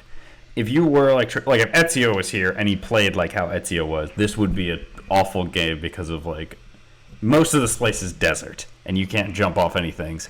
But I think this time period is so interesting and cool that I'm glad that when they finally decide like we're going, again, not ancient Egypt, but we're going like old school Egypt, and we need to be this time period with like Cleopatra and all them, we have to change up everything. I think it's cool. I will say a good portion of this map is just desert, because that's what it looked like. And so this wasn't a game where like I had to explore every single corner and get every single like, you know, achievement. Because usually what I do with Assassin's Creed games, I'll at least get all of the synchronizations points, not only to fast travel but to see the entire world. Didn't really do that in this one, just because I'm like, it's a desert over there. I know what it looks like. But that said, I still think I think you missed some things. I probably did miss some things. Yeah. There's some pretty cool like little secrets and stuff. Yeah. I also really have to disagree that it's all just desert. Well, that's what I was gonna say. Like the actual the cities, like, and the actual places where there are like people, and like when you do find the location, those are cool, and the pyramids and all that. Even outside even small of that, towns, just like Yeah. near Yeah. the rivers. Like, But, like, everyone says, Egypt, it's just desert. But like along the Nile, it's like actually like it's very lush and like beautiful. I was about to say too, like there's whole areas where like it's like a delta where it's just straight up just like very like swampy. There's a whole different vibe there once you're there versus other places. Even whenever you get into like deserts, there's like, yeah, there is like your typical kind of desert, but then there's also like more mountainous areas, deep canyons, like different like oases. Like they do a lot of different things. Like considering what you're thinking of, like, oh, it's just like it's all just deserts. Like that's not really accurate, because it's like they do a really good job of making each region feel distinct. One of the ones that stuck out to me was the Green Mountains area, if I remember correctly, because that felt very Greek. It was a very Greek area, like just the mountainous area, the way like the foliage is. It reminds me a lot of like, it felt kind of like a preview of what we would eventually get in Odyssey. Like it's just, I feel like they do such a good job of like making each region feel distinct. I'm not saying you have to go to every single one, but I think saying it's all desert is like, I should clarify. I should clarify something. I was not saying that the world is bad. I was saying that I don't think so. No, but, I was saying that the like, world wouldn't make sense to like have like the parkour, like to be like jumping off the wall and Old that school it's parkour. Yeah, the old school parkour, and like they had to change the gameplay because of the world, is what I was saying. Mm-hmm. Yeah. And even then, like even the areas where it is very, vast spaces of desert, they break it up a little in regards to having these mirages, but on for AC Mirage. Anyway, these little mirages about like whether you see like a flower in the desert or I mean all sorts of other things. Like I mean they do a good job to like break up the complete monotony. Yeah, raining scarabs, like all sorts of different things. I think that's like just another part of this game is just that like this world is just so packed full of like really cool, smart details that I just love. Like I do like the idea that like if you're out in the desert for too long and that bike just like walking over there, he will have those like all these weird kind of crazy hallucinations, which is really fun. I also like small details too, like if Bayek jumps off a really high place and it kind of hurts him, he actually limps with his leg a little bit for a while. Yeah. Or like whenever he jumps and like grabs the rope, he like shakes his hands off. It's like, oh my god, that burned my hand, like that burned my palms. Like just those little details and touches in like all these little areas that just help make just in general the whole world feel more alive. There's just so much attention to detail that I'll be honest, I do think kind of starts to get lost again as we get further on into the trilogy. I agree. Or maybe I'm missing those details. Who knows? But like I just those things I would remember very distinctly when I first played Origins, those small details with like Bayek and with the world. And I feel like it's a little bit less nuanced once we get into the later games. No, I mean I think you're right there, and I think that some of that has to do with the world size is like a little preview for how my opinions will be on Odyssey and Valhalla is just like it's too big. Like there's definitely a case of bloat in those games, in my opinion. Chip in. Yeah, that's kind of what like scared me off of like the later games is the bloat, because you can kind of notice it with Origins, but it's not like too overwhelming. Yeah, it's about the perfect size, maybe just a tad too big. But, like, I think it's a very good size for the game and the map.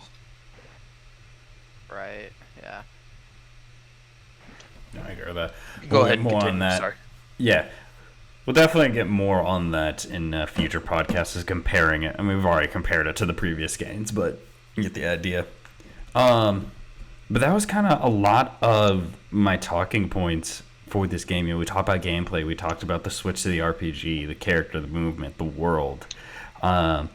So now I kind of wanted to open up to you guys of just like either closing thoughts or just other things that like you really want to talk about with this game. And we can go anywhere, other gameplay or story or other things. This is more just the general thoughts of it. So yeah, Seth, kind of, how would, I guess, what are your kind of like final thoughts on this game? Or I guess like how would, now that like we've talked about it, what is kind of your opinion on Origins? Let's say if we have a moment. Yes, we do. I know you said final thoughts or something else. Yes. I know Seth and I brought it up for a second. Do we want to talk about DLC? Yeah, this is actually a good moment to talk about the DLC and the content that came after it. So, go ahead, Randy. How do you like the DLC of these games? Dude, best 2 DLCs in an Assassin's Creed game. Like, because sometimes Assassin's Creed games you'll have one that's like one that's good and one that's kind of meh. I feel like both of these are like really, really good. It came out initially with the Hidden Ones DLC, which was a little short in content, a little short in content, in comparison to interesting. In comparison That's how to you Pharaohs. felt about it. But I think it was more well done in regards to the story and stuff, and felt more meaningful. So like it was short and concise, but I think I overall enjoyed it. I won't say necessarily better, but it's like 2 different flavors between Curse of the Pharaohs and the Hidden Ones DLC. The Hidden Ones DLC feels like a direct sequel. It takes place 4 years after, and it AC Origins, and I feel like it feels more, like I said, sequel trajectory along the path Bayek was on, seeing, all right, here he is with these, with some of these apprentices. He's been kind of known to now be a bit of a legend, kind of almost how Ezio is treated in Revelations. And then also, like, it's still a little bit of like a classic betrayal story, because it ends up you're helping out this guy about getting rebels to help push back the Greeks and whatnot. But some of his methods for recruiting these rebels is kind of letting the Greeks and Romans attack their village and stuff, giving them tips. So then you end up with all these people who are left. You know, some of them that survive are just full of anger with nowhere to go. And then he's like, oh, you want to come join my cause? And so I think it's part of a story for one of the tenets for the creed of never endanger the innocents. And so it kind of shows a little bit of Bayek and his mentoring, a little bit more of how Aya and Bayek have progressed. And you see him have another moment there where you're just like, damn it, just get back together. And so I think story-wise, The Hidden Ones is a little more impactful than Curse of the Pharaohs. But Curse of the Pharaohs is definitely more spectacular. I'll let Seth talk about if you have any input on Hidden Ones before we move on to Curse of the Pharaohs. I do want to touch on Hidden Ones, and I would be one of my criticisms about Origins is kind of the last act of this game. I think the last act of the game does kind of drag out a bit, and it's largely because it's starting to get more involved with Cleopatra and them trying to affirm her rise to power. So a lot of the assassination targets don't really have that like sort of story tied to Bayek and Aya. It's more like, okay, now these are more just people that they need to get out of the way for Cleopatra and her whole thing with Caesar. And because of that, the ending of this game, my one criticism, I really like the ending of the game.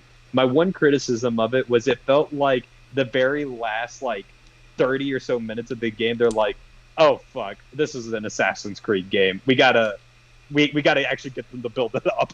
So that's whenever you get things where like, oh, Bayek drops Kimu's like I don't know if it's an eagle skull or like some sort of bird skull in the sand, and Aya picks it up and that's the assassin symbol and stuff like that. And then that's when they gather all their allies to be like, hey, we'll be the Hidden Ones. It's like Origins kind of forgets and then remembers the very last minute. It's like, fuck, we forgot to actually establish the Assassin Order.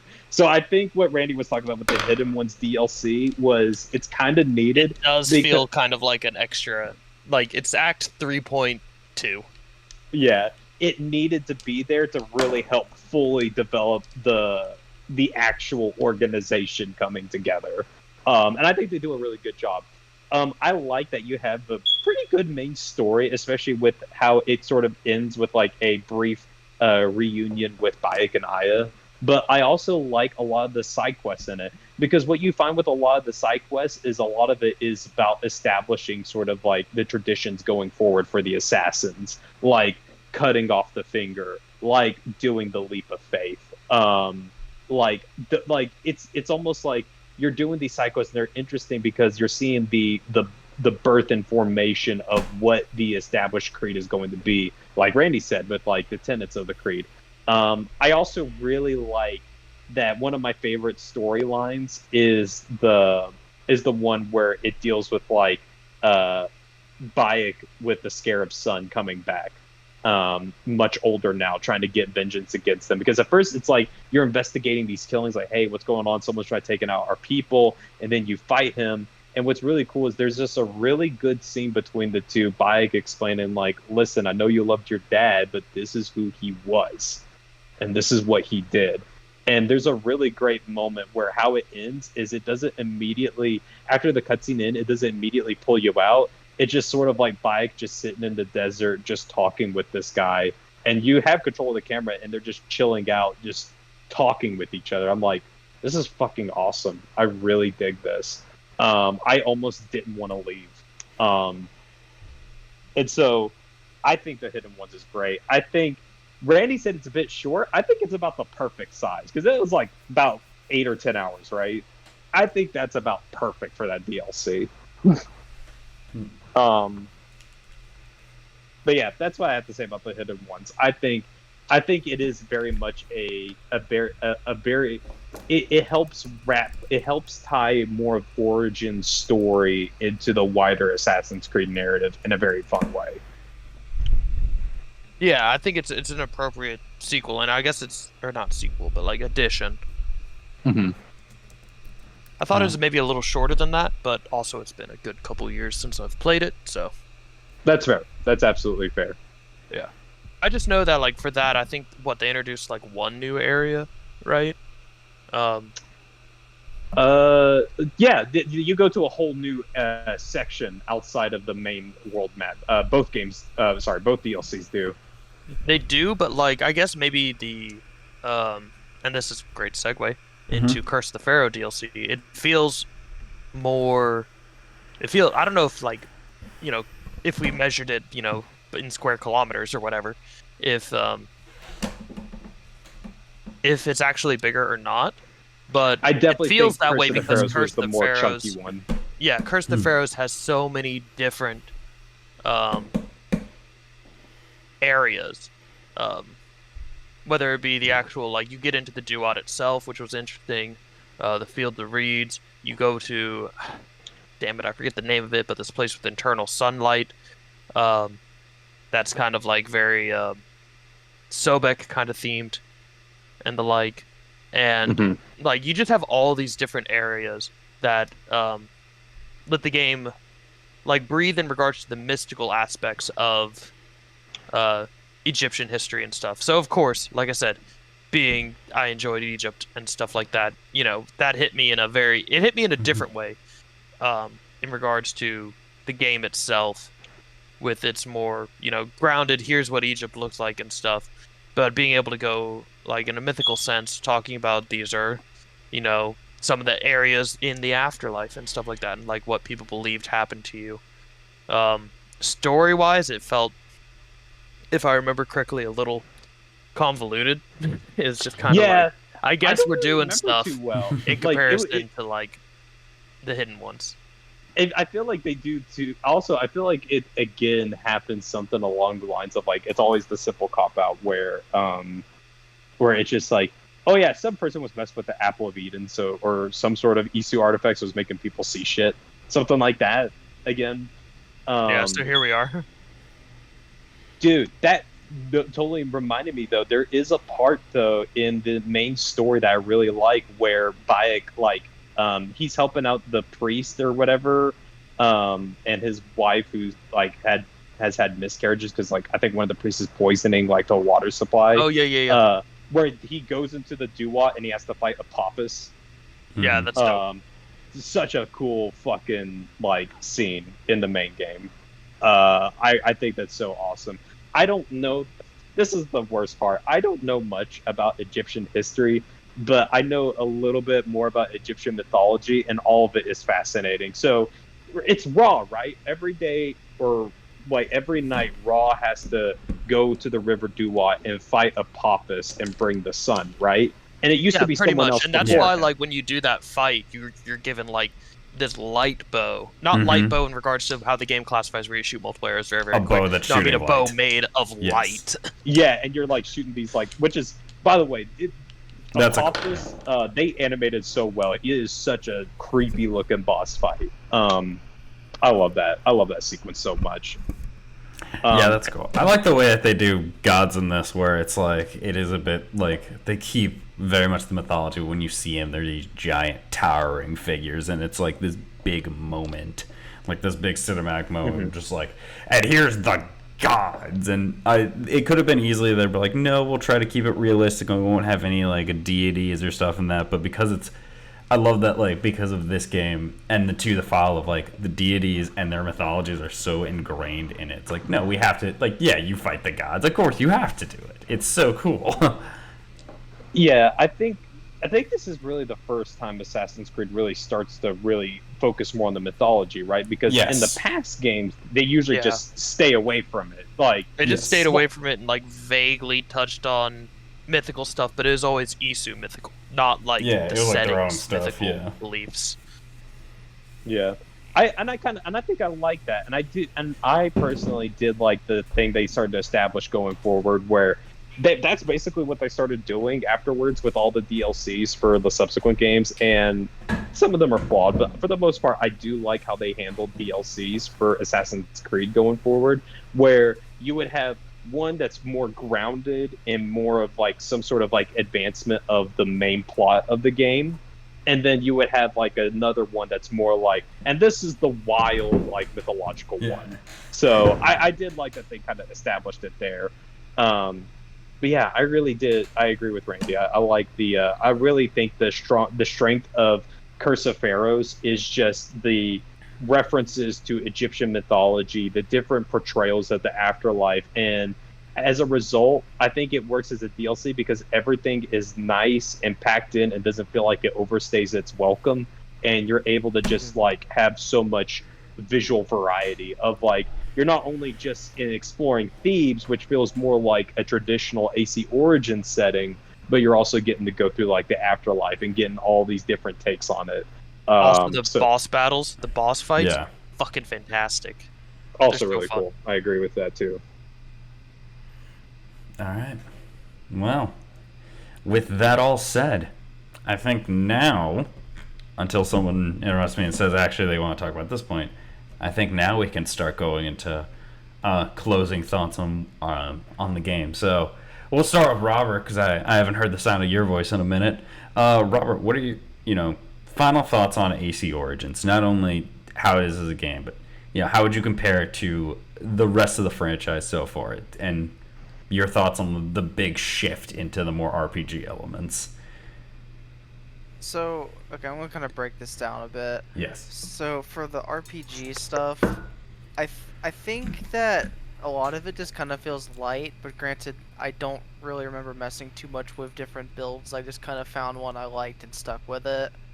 But I do like that it kind of can give you more play styles to really work with, and how like the whole game kind of works more of like like the black box assassinations where you can kind of do your own thing with it. It's like that in a way, but not as much contextual as it is just builds. I found like a lot of the game just to be kind of bloated for me, because Ubisoft like to get bigger and bigger with each of these games, with AC4 being kind of the biggest in terms of like scale from that point. But I kind of define Origins for me as when I really started to like lose interest in Assassin's Creed, because like beforehand I would like kind of grind out these games and just do almost everything in them because I just love playing them, and then here I just kind of found it to be a little too much for me.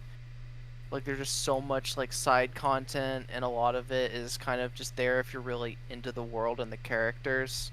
And I wasn't really finding myself like loving that. Like I enjoyed like Bayek and Aya and Cleopatra and all of them like well enough, but it didn't like resonate with me like the stories of like Ezio, Connor, or Edward. So like that kind of disinterest kind of carried me forward to like the other games. So like I barely touched Odyssey, or like Valhalla I maybe played like an hour of. It just, how the games evolved wasn't really kind of my cup of tea. I always kind of preferred like the older Assassin's Creed titles. Gotcha. So probably I imagine for you, going forward, what's it called? AC Shadows. Probably doesn't put too much interest to you, like the Japanese setting and like still kind of the very big world, but. Have you played Mirage or I'm gonna be honest, I haven't even finished a lot of Mirage. I've only gone through like the first town. I bought a used copy of it at a game store, and that's about it. Nice. I basically traded some Pokemon plush for a couple games, and that was one of them. Smart move. Okay. Yeah, but that makes sense, and with it being such a big deviation, such a big change, yeah, it's definitely gonna alienate some viewers. I guess how would you well wait, so you haven't finished, but you've tried or at least played the other two. I played more of Odyssey than I did Valhalla, but I maybe put like 5 hours of that in Odyssey. And Valhalla, I pretty much got to like that first settlement, and then I stopped playing. Fair enough. All right. There's kind of a mixture of factors, though. It was kind of a mixture of like wrapping up school and then also just general disinterest at that point still. Yeah. So how would you rate this game, just Origin on a scale from 1 to 10? Origin on a scale from 1 to 10, taking out my personal biases against it, I think it's probably closer to like a 7 to 8 out of 10. Like it's a good game for what it is. There's definitely a lot of stuff to like about it. It didn't always like click with me, but that doesn't mean it can't click with other people. And they definitely put a lot of time and care into making this game. Because like we kind of talked about at the start of the podcast, this was the first time Assassin's Creed really took a break since, I guess when it started. I don't know if there was much of a break between 1 and 2. But that was the largest break we had, was between 1 and 2. And then after that, it was like a yearly release. Mm-hmm. Yeah, so kind of add Assassin's Creed fatigue onto that. And it did feel like a breath of fresh air. Like, it definitely felt different and new compared to other Assassin's Creed games. But it just wasn't a template that I personally really loved. You guys can put it that way? Yeah, that makes sense. It's not for everyone. So, with that forward, I will then ask Randy. We're going back to you. Kind of closing, right. Closing thoughts, and finish it with a 1 through 10. So, I already bitched a little bit about the other Assassin's Creeds, and I think, we'll talk about it more whenever we do get to Odyssey and Valhalla. Mm-hmm. I know also the story we talked about, and I think this was one of the last stories that I was invested in, and I think part of that has to do with not having dialogue choices. For me, that's a step a little too far, but we'll talk about that in our Odyssey and Valhalla ones. I think it was a very good breath of fresh air for the series. I think setting-wise, it works for this type of game. I agree that I think if you tried to do the old style of game in this settings, you'd almost have to make like a different. Obviously, you'd have to make a different game, but it'd feel very different too, even if you kept the same like story beats. And so, I give this maybe like an 8 or a 9. We'll say 8.5. I really enjoy it. There are things I wish we could change. Ubisoft's trying to squeeze that money out of us. I would have wished that the XP was just a smidge faster, and that upgrading your stuff took just a smidge less materials. But other than that, I think side quest and story design for the side quests felt impactful, and I think this is one of the last times we saw side quests feel like important and intriguing. Yeah. So, but overall, really good game. If you've never played it, it goes on sale all the time. Pick up a copy. All right, Seth. What are your closing thoughts on this Egyptian-themed game? I think Assassin's Creed Origins is kind of the monkey's paw of the Assassin's Creed franchise. I think it gave a lot of good things. I think it also brought in a lot of bad things. I think Origins, because of that 2-year gap, I think Ubisoft realized that they couldn't just keep pumping out the same Assassin's Creed over and over and expect it to survive and do well. And I think that's what I appreciate the most about Origins, is that when it came out, it just, at the time, it brought such a breath of fresh air to the series. However, since then, I think what it's also done is it's included and created elements to where the sequels afterwards have felt like, in a sense, they do try to shake things up, but I don't think they shake things up enough. And I also think that they start to rest on their laurels a bit too much of what Origins established. It's like they understood the first part of the assignment, that we needed to do something big and change up the way players engage with that players engage with Assassin's Creed to keep it interesting and to keep it relevant. And largely they accomplished that. But on the other side, they ended up including these elements like going harder on the RPG side of things. I'm not that crazy about, which is about the big numbers and stuff like that. They really start to go heavier on that end. Turn that shit off on the HUD first thing. Yes. Yeah, Off. and the number elements, the lack of parkour, the de-emphasis of like just stealth in general, as we start to move forward. I also think that their approach to open world, I agree. I think Origins was like a little bit better about it, but I think they're still falling into the same kind of issue still where, and thankfully a lot of this is customizable, but I think they're still kind of falling into the same trappings of like too many HUD elements and stuff like that, and not enough like actually varied content in the maps themselves to justify the size. I think Origins was about the right size, but I think by the time we get into like Odyssey and Valhalla, yeah, it's just gotten like way too out of control. I Preach. yeah, and like I think like, and not that those don't make it bad games, but it very much, if we count this as like a trilogy and you compare Origins to those other two games, it's clear that like this game is kind of like, okay, this is the really good shit, and the other two is like, it's kind of like junk food. It's fun, but if you stuff yourself too much, you're gonna feel sick. So, and not to mention also, like, I feel like Origins is the last time until Mirage where we actually get a fucking assassin type story. Yeah. You know, this is a common sentiment, but like, I truly believe in this trilogy, this should have been the last game to carry the Assassin's Creed title with it.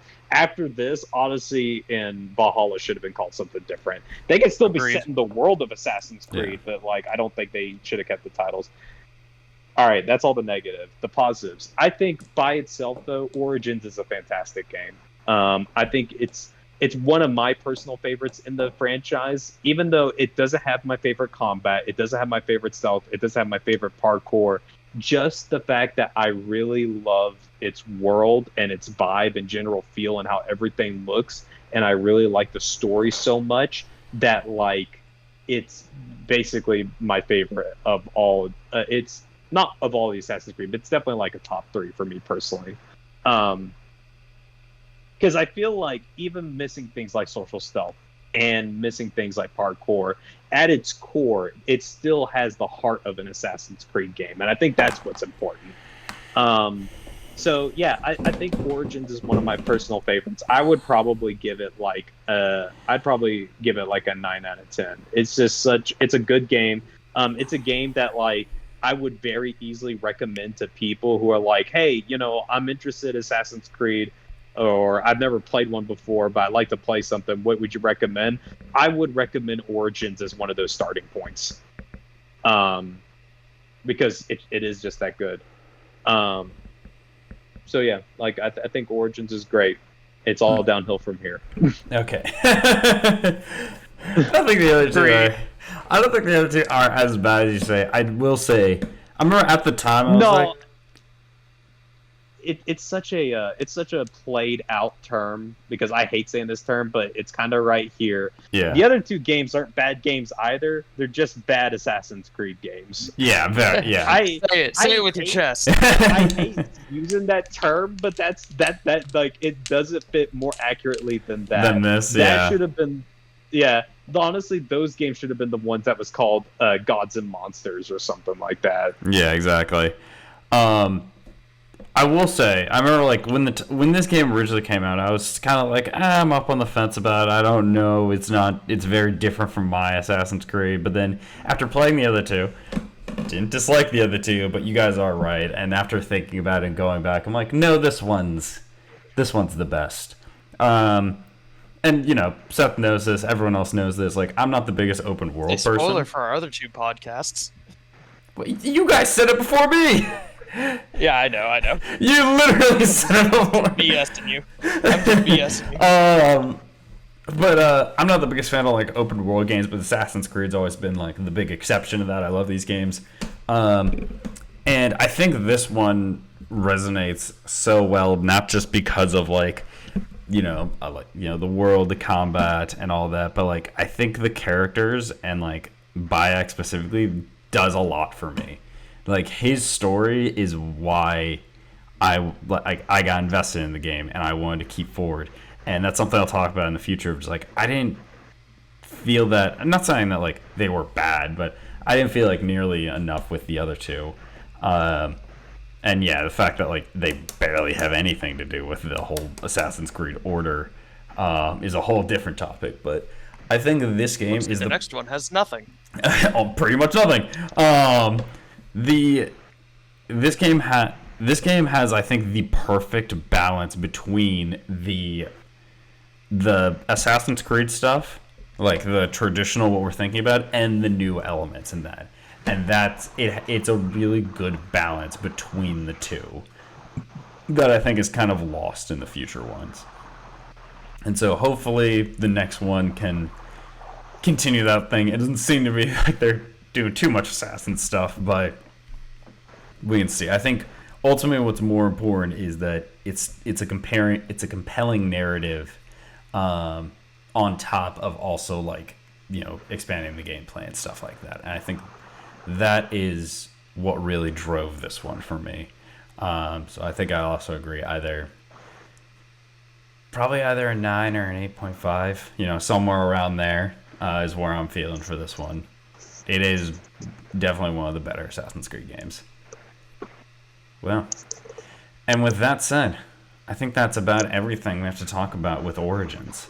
But that's not everything for this podcast, because we have one final thing that we finished all our podcasts with, and that's our Fresh Picks of the Week, and that's what we've been that's what we've been watching, playing, or listening to when we're not recording this podcast. Because he was so eager, and because he wanted to talk about his thing so much, Randy, we're going to start with you with this one. What's your fresh pick of the week, or multiple fresh picks of the week? I'll do multiple. I'll hit on them very quickly. Yeah. Or at least I'll hit on one of them very quickly. Mm-hmm. They just put out on Disney Plus another little like Lego short series. This one was Lego Star Wars Rebuild the Galaxy. Or they've done a couple different like Lego like themed things. They did one for like Halloween and like Christmas and stuff like that. This is the first time they did a little short series, about 4 episodes. It's called Rebuild the Galaxy. And basically it's kind of like if you like remember What If from the Marvel series. It's a little bit like that, basically like turning things on its head. And they got like a lot of the original voice actors and actresses to come back and being able to like play these characters, but in like a different way. And I thought it's a fun time. So like, you got a lazy Sunday, binge it, just hang out, have fun with it. Obviously, it's not canon, so the canon crybabies won't, die. But I mean, it's fun. So nice. I enjoyed it. Fun times. Yeah. The other thing is, this is the first. Is I want to recommend a YouTube channel. Oh, okay. Actually, instead of like a show or music or whatever. Yeah. Yeah. So, it's a car YouTube channel, but it's not primarily what it's about. It is, but it isn't. So, it's a car YouTube channel called Regular Car Reviews, and it's made by this. He used to be a teacher, an English teacher, and he has a master's in English literature and stuff. So he has a certain way of like putting things that I find interesting that I don't see in a lot of like automotive reviews and whatnot. And like using literary theory and even explaining it to you, like, hey, I'm about to use this thing. Here's a quick like, this is what it's about. Now this is how it relates to like this vehicle and whatnot, and stuff like that. And so it's Regular Car Reviews. Initially they started with, regular cars. And they still, to this point, review mostly like normal everyday cars, which, for most automotive YouTube channels, they're like, oh, today we're reviewing the new Ferrari or whatever. And like, that's unobtainium to like, your modern day person. But hey, you want to watch a review on like a V6 Mustang? Like, that's not unobtainium to people. Not that like some of those aren't expensive, but I mean, you can get like an older V6 Mustang if you really wanted to. I think most people could. And so it seems a bit more affordable. Yeah. Having someone break these down and how they relate to whether it be society and how society perceives, like, when someone says like Mustang, what do you picture? Like, the word Mustang has so many signifiers to go with it and stuff like that he goes on about, you know, it's a picture of Americana and stuff like that. That, you know, most people are just like, yeah, it drives good, the power feels good, you know, handling's a little sloppy, whatever. No, this is a completely different style review.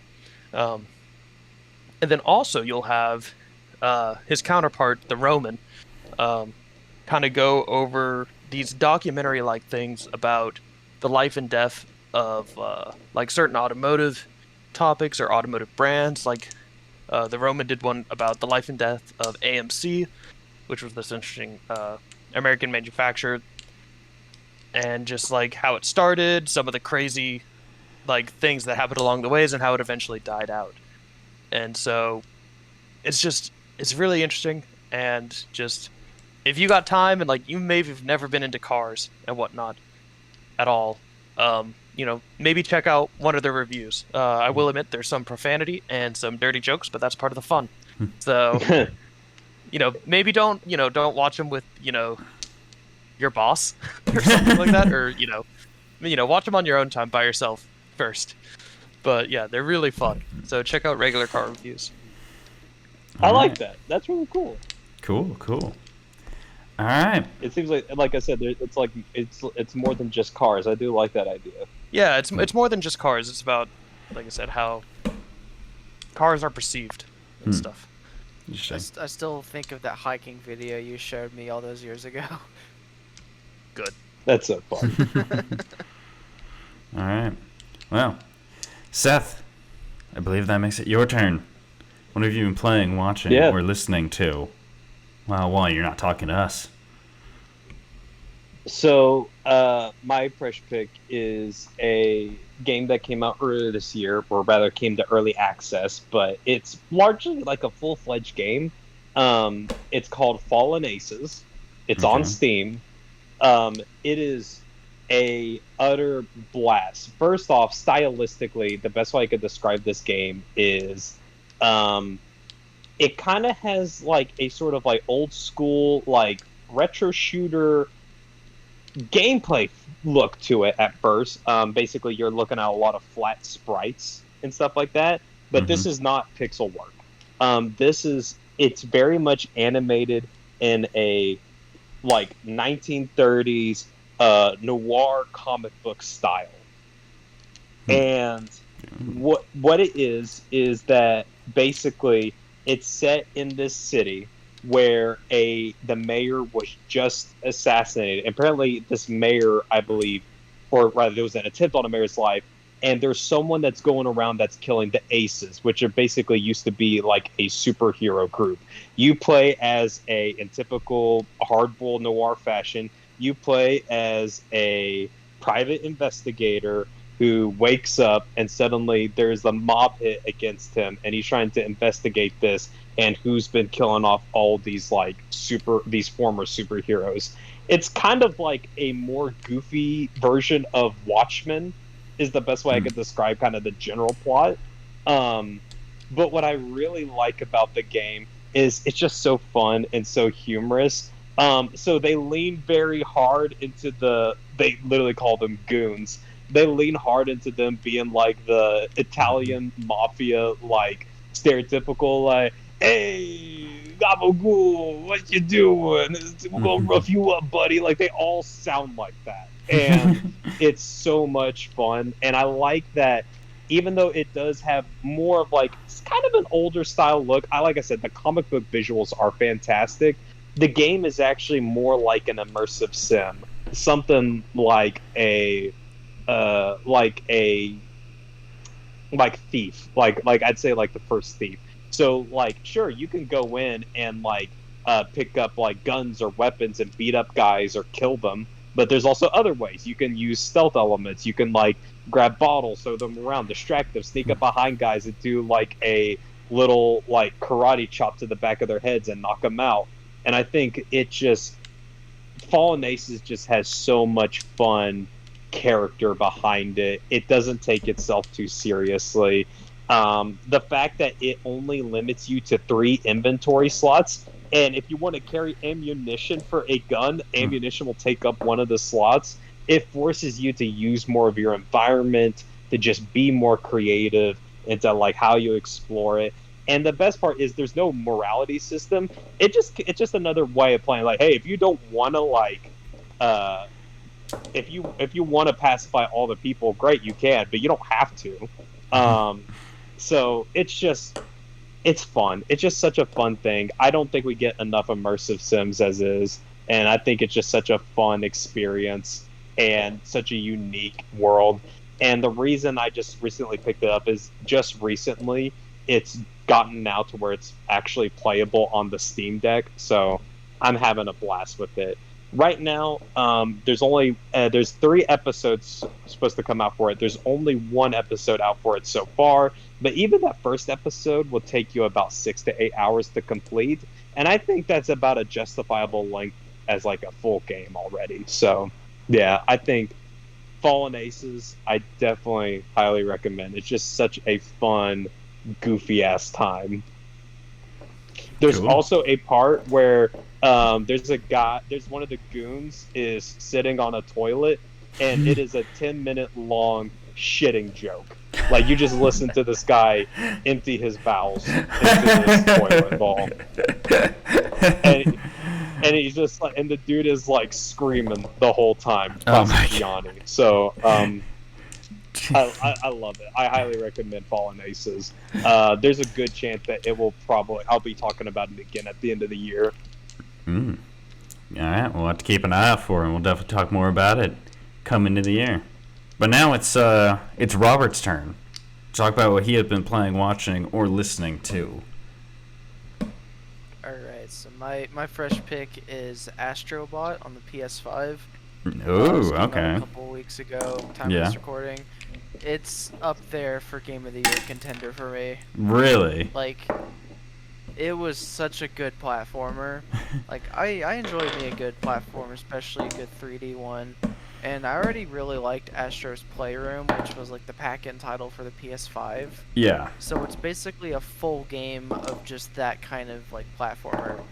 And it's basically just a love letter and homage to just PlayStation's history in general, on top of just being a really good platformer put together. Like, all the levels are fun to play through, have fun aesthetics, fun gimmicks. It's fun to find the little bots in the levels that have like references to different properties. Yeah. Like, oh, you do like this horror level, and you'll find bots dressed up like Chris Redfield and Jill Valentine, or like some other like crossovers that are just really big deep cuts to like PlayStation's history. Your mileage will vary on those depending on how familiar you are with the properties, but stuff like Persona shows up that like I wasn't expecting. Like, you go to the casino level and you'll find Joker there, like a Joker bot, and that was just really cool. It's also probably got one of my favorite soundtracks for this year too. A lot of it fits the levels, but some of it you just get stuck in your head for some ungodly reason. Like the Loco Roco level, I cannot get out of my head sometimes, even though I don't like the song that much, but it just gets stuck in there. I feel that with certain songs, yeah. Yeah, just in general though, I think it's just one of like the best games PlayStation has put out in a long time. And I feel like if you own a PS5, you owe it to yourself to at least try this game. Like, it's just that good. Yeah, because I saw that. I kind of want to. Yeah, I thought it was just it was just like cameos, like, but it's like, oh, nothing. I didn't realize it was that good. Oh no, Astrobot's amazing. Astrobot, it's the game of they did the thing and I clapped. But no, I agree with Robert. I think I haven't played it myself, but I do think it looks I think it's one of the coolest things that PlayStation has released in a long time. I feel like this would almost be a separate podcast topic, but like, as weird of a year as it been for PlayStation, because it doesn't seem like it's a year where they have like that big standout release that's gonna go and get Game of the Year or whatever. I really think Concord. like this is, yeah.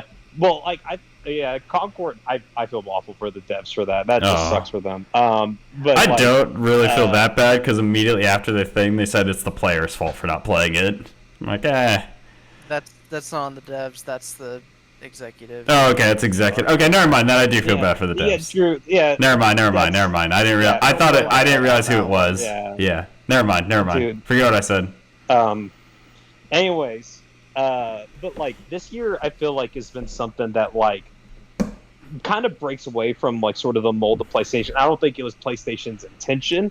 I feel like just because of scheduling things and like dev cycles, it just happened to turn out this way. But like they've had Astrobot this year, which is like really nice to see a really neat platformer that isn't from Nintendo. And then also Helldivers 2. Like that's like another like just such a game that's not typically in PlayStation's wheelhouse. That's like more in the live service area, but like just injecting so much like just fun and interesting ideas to make like a game stand out that way. And I really think like I want to see more of this side of PlayStation where they're more experimental and open to looking into genres other than just the same third person action narrative focused shit that they always do. Well, I want to see more of that stuff. It harkens back to like that PS1 and PS2 era Sony, where they tried different things and had like different like aesthetics they go for. Like you can look at it as like, oh, that's Sly Cooper, oh, that's Jack and Daxter, and then you look at all PlayStation stuff here now, they all kind of look the same. Like yeah, Spider-Man's not gonna be the same as God of War, but there's still like those third-person action adventure kind of titles. They have like a lot of the same gameplay loops. Is like oh yeah, this is like another third-person action linear game that you'll knock out about 20 or so hours, and it hinges so much on just its story and how much money we pumped into the graphics. And it's like, well, that stuff is great. I really think this is like personally, I think this is an exciting time just to see like all the different creative like things that are coming out of this. Like Astrobot, like I said, it's so cool to see something like that. At the end, and there's like indie platformers too, but I think it's but nothing with, let's be honest, this much money put into it, and it pays off so well in terms of like its visuals and stuff, and like the reference, and like I'm one of the people that's like, yeah, the references are cool, but I think just in general, just how much unhinged fun that game looks like it's having is way more important to me. It's got personality in it outside of the references. Yeah, Because I think that's some of important. the best and most memorable things for me weren't the reference stuff, it was the more original levels. Like, one of my favorite levels is one where you can shrink down to like the size of a mouse, and you get this level that doesn't seem very big on the offset, and then you see that what the level lacks in size, well, you shrink down, and all of a sudden this level is a lot bigger than you thought, and you get like all these little pitter-patters from like running around. You can find this little card that has like all these cats around you, and you're just like nervous from them. You get this little like mouse room in there. It's like, oh, that's a little cute. But it's just personality that is beyond like, hey, remember Crash Bandicoot? Like, Yeah, it's not just like appealing to that. I think what's important is the game is kind of getting, it's from what I've seen, like I said, I haven't played it, it gets back to that spirit of it. I would love to see another era where Sony's putting out like something like Crashes or Spyros or Sly Coopers again. Yeah. But yeah, Right. it's a really neat recommendation. I think outside of Concord, I think like honestly, this has been one of the more interesting years of PlayStation for me personally. Yeah. So they let us Sobe cook, and they cooked. Now, if only we get a Bloodborne remake. But that said, for me, just because both Seth and Robert started talking about their potential game of the years for the end of the year, I'll talk about one of mine. Literally finished and beat the final boss moments before getting on this podcast, and that is Black Myth Wukong. This has been a game I have been looking at and getting excited for 4 years now, is when it was first teased. And while it's not perfect, it's so much fun. It's really fun. It's so freaking cool. The references to Chinese mythology, the character, the action, the gameplay. It's a really fun time. I really need to get on it at some point. Whenever Baldur's Gate eventually releases its grip off me. But, well, you started playing Hi-Fi Rush. You started getting onto that. I did. You did. Then I stopped. We'll get you back on. We'll get you back on. 7 came out with mods. Official mod support. We'll get you back on there. But Wukong has been like a lot of fun, and well, yes, it does have like comparisons. Like, yeah, it's kind of a Souls-like, and yeah, it's kind of an action game. I definitely say like go into this game like just let it be what it is. Kind of stop putting labels on things of like, oh, it needs to be this, it needs to be that, and just kind of like have fun with it. I love how many not only bosses there are, but how many secret areas you can miss. Like there is a very large majority of this game that is so missable. And some of the most fun fights in the game are all just secrets of just like random paths you just completely could miss. And like big long out cutscenes and like huge story bits that if you want to ignore, you can just walk by. The game's very rewarding if you do kind of go off the veering path and find like the secrets and kind of do all that. So I have done pretty much everything with it except play it on New Game Plus, but I'm really from the first area. I'm finding everything. Like I find this game super cool, and then so every time I'd finish things, like I would finish one like there's big open like levels. I'd be like, all right, before I go to the next one, let's look at the YouTube video. Let's go back. Let's find everything in the area. Okay, now we can go forward. Which is why like I just took my time with playing this game, and it's very rare that I do New Game Pluses, but I will definitely at least like start and get through like a majority of this game on New Game Plus. It has been super fun and really kind of the first game this year that's really like completely grabbed me, or at least first new game this year that's been like really grabbed most of my attention. So definitely check it out. It is on PS5. It'll eventually be coming to Xbox. It just was an early release thing for PS5 and Steam, but yeah. It'll be super cool. Definitely recommend. That's about everything for this podcast. I want to first thank Robert. Robert, thank you for coming on and talking about Assassin's Creed. Yep, it was a good time. Yeah, and I definitely want to thank Randy, talking about a game that you're probably not too familiar with, Assassin's Creed. I never really played it too much, right? Yeah, no, never. Yeah.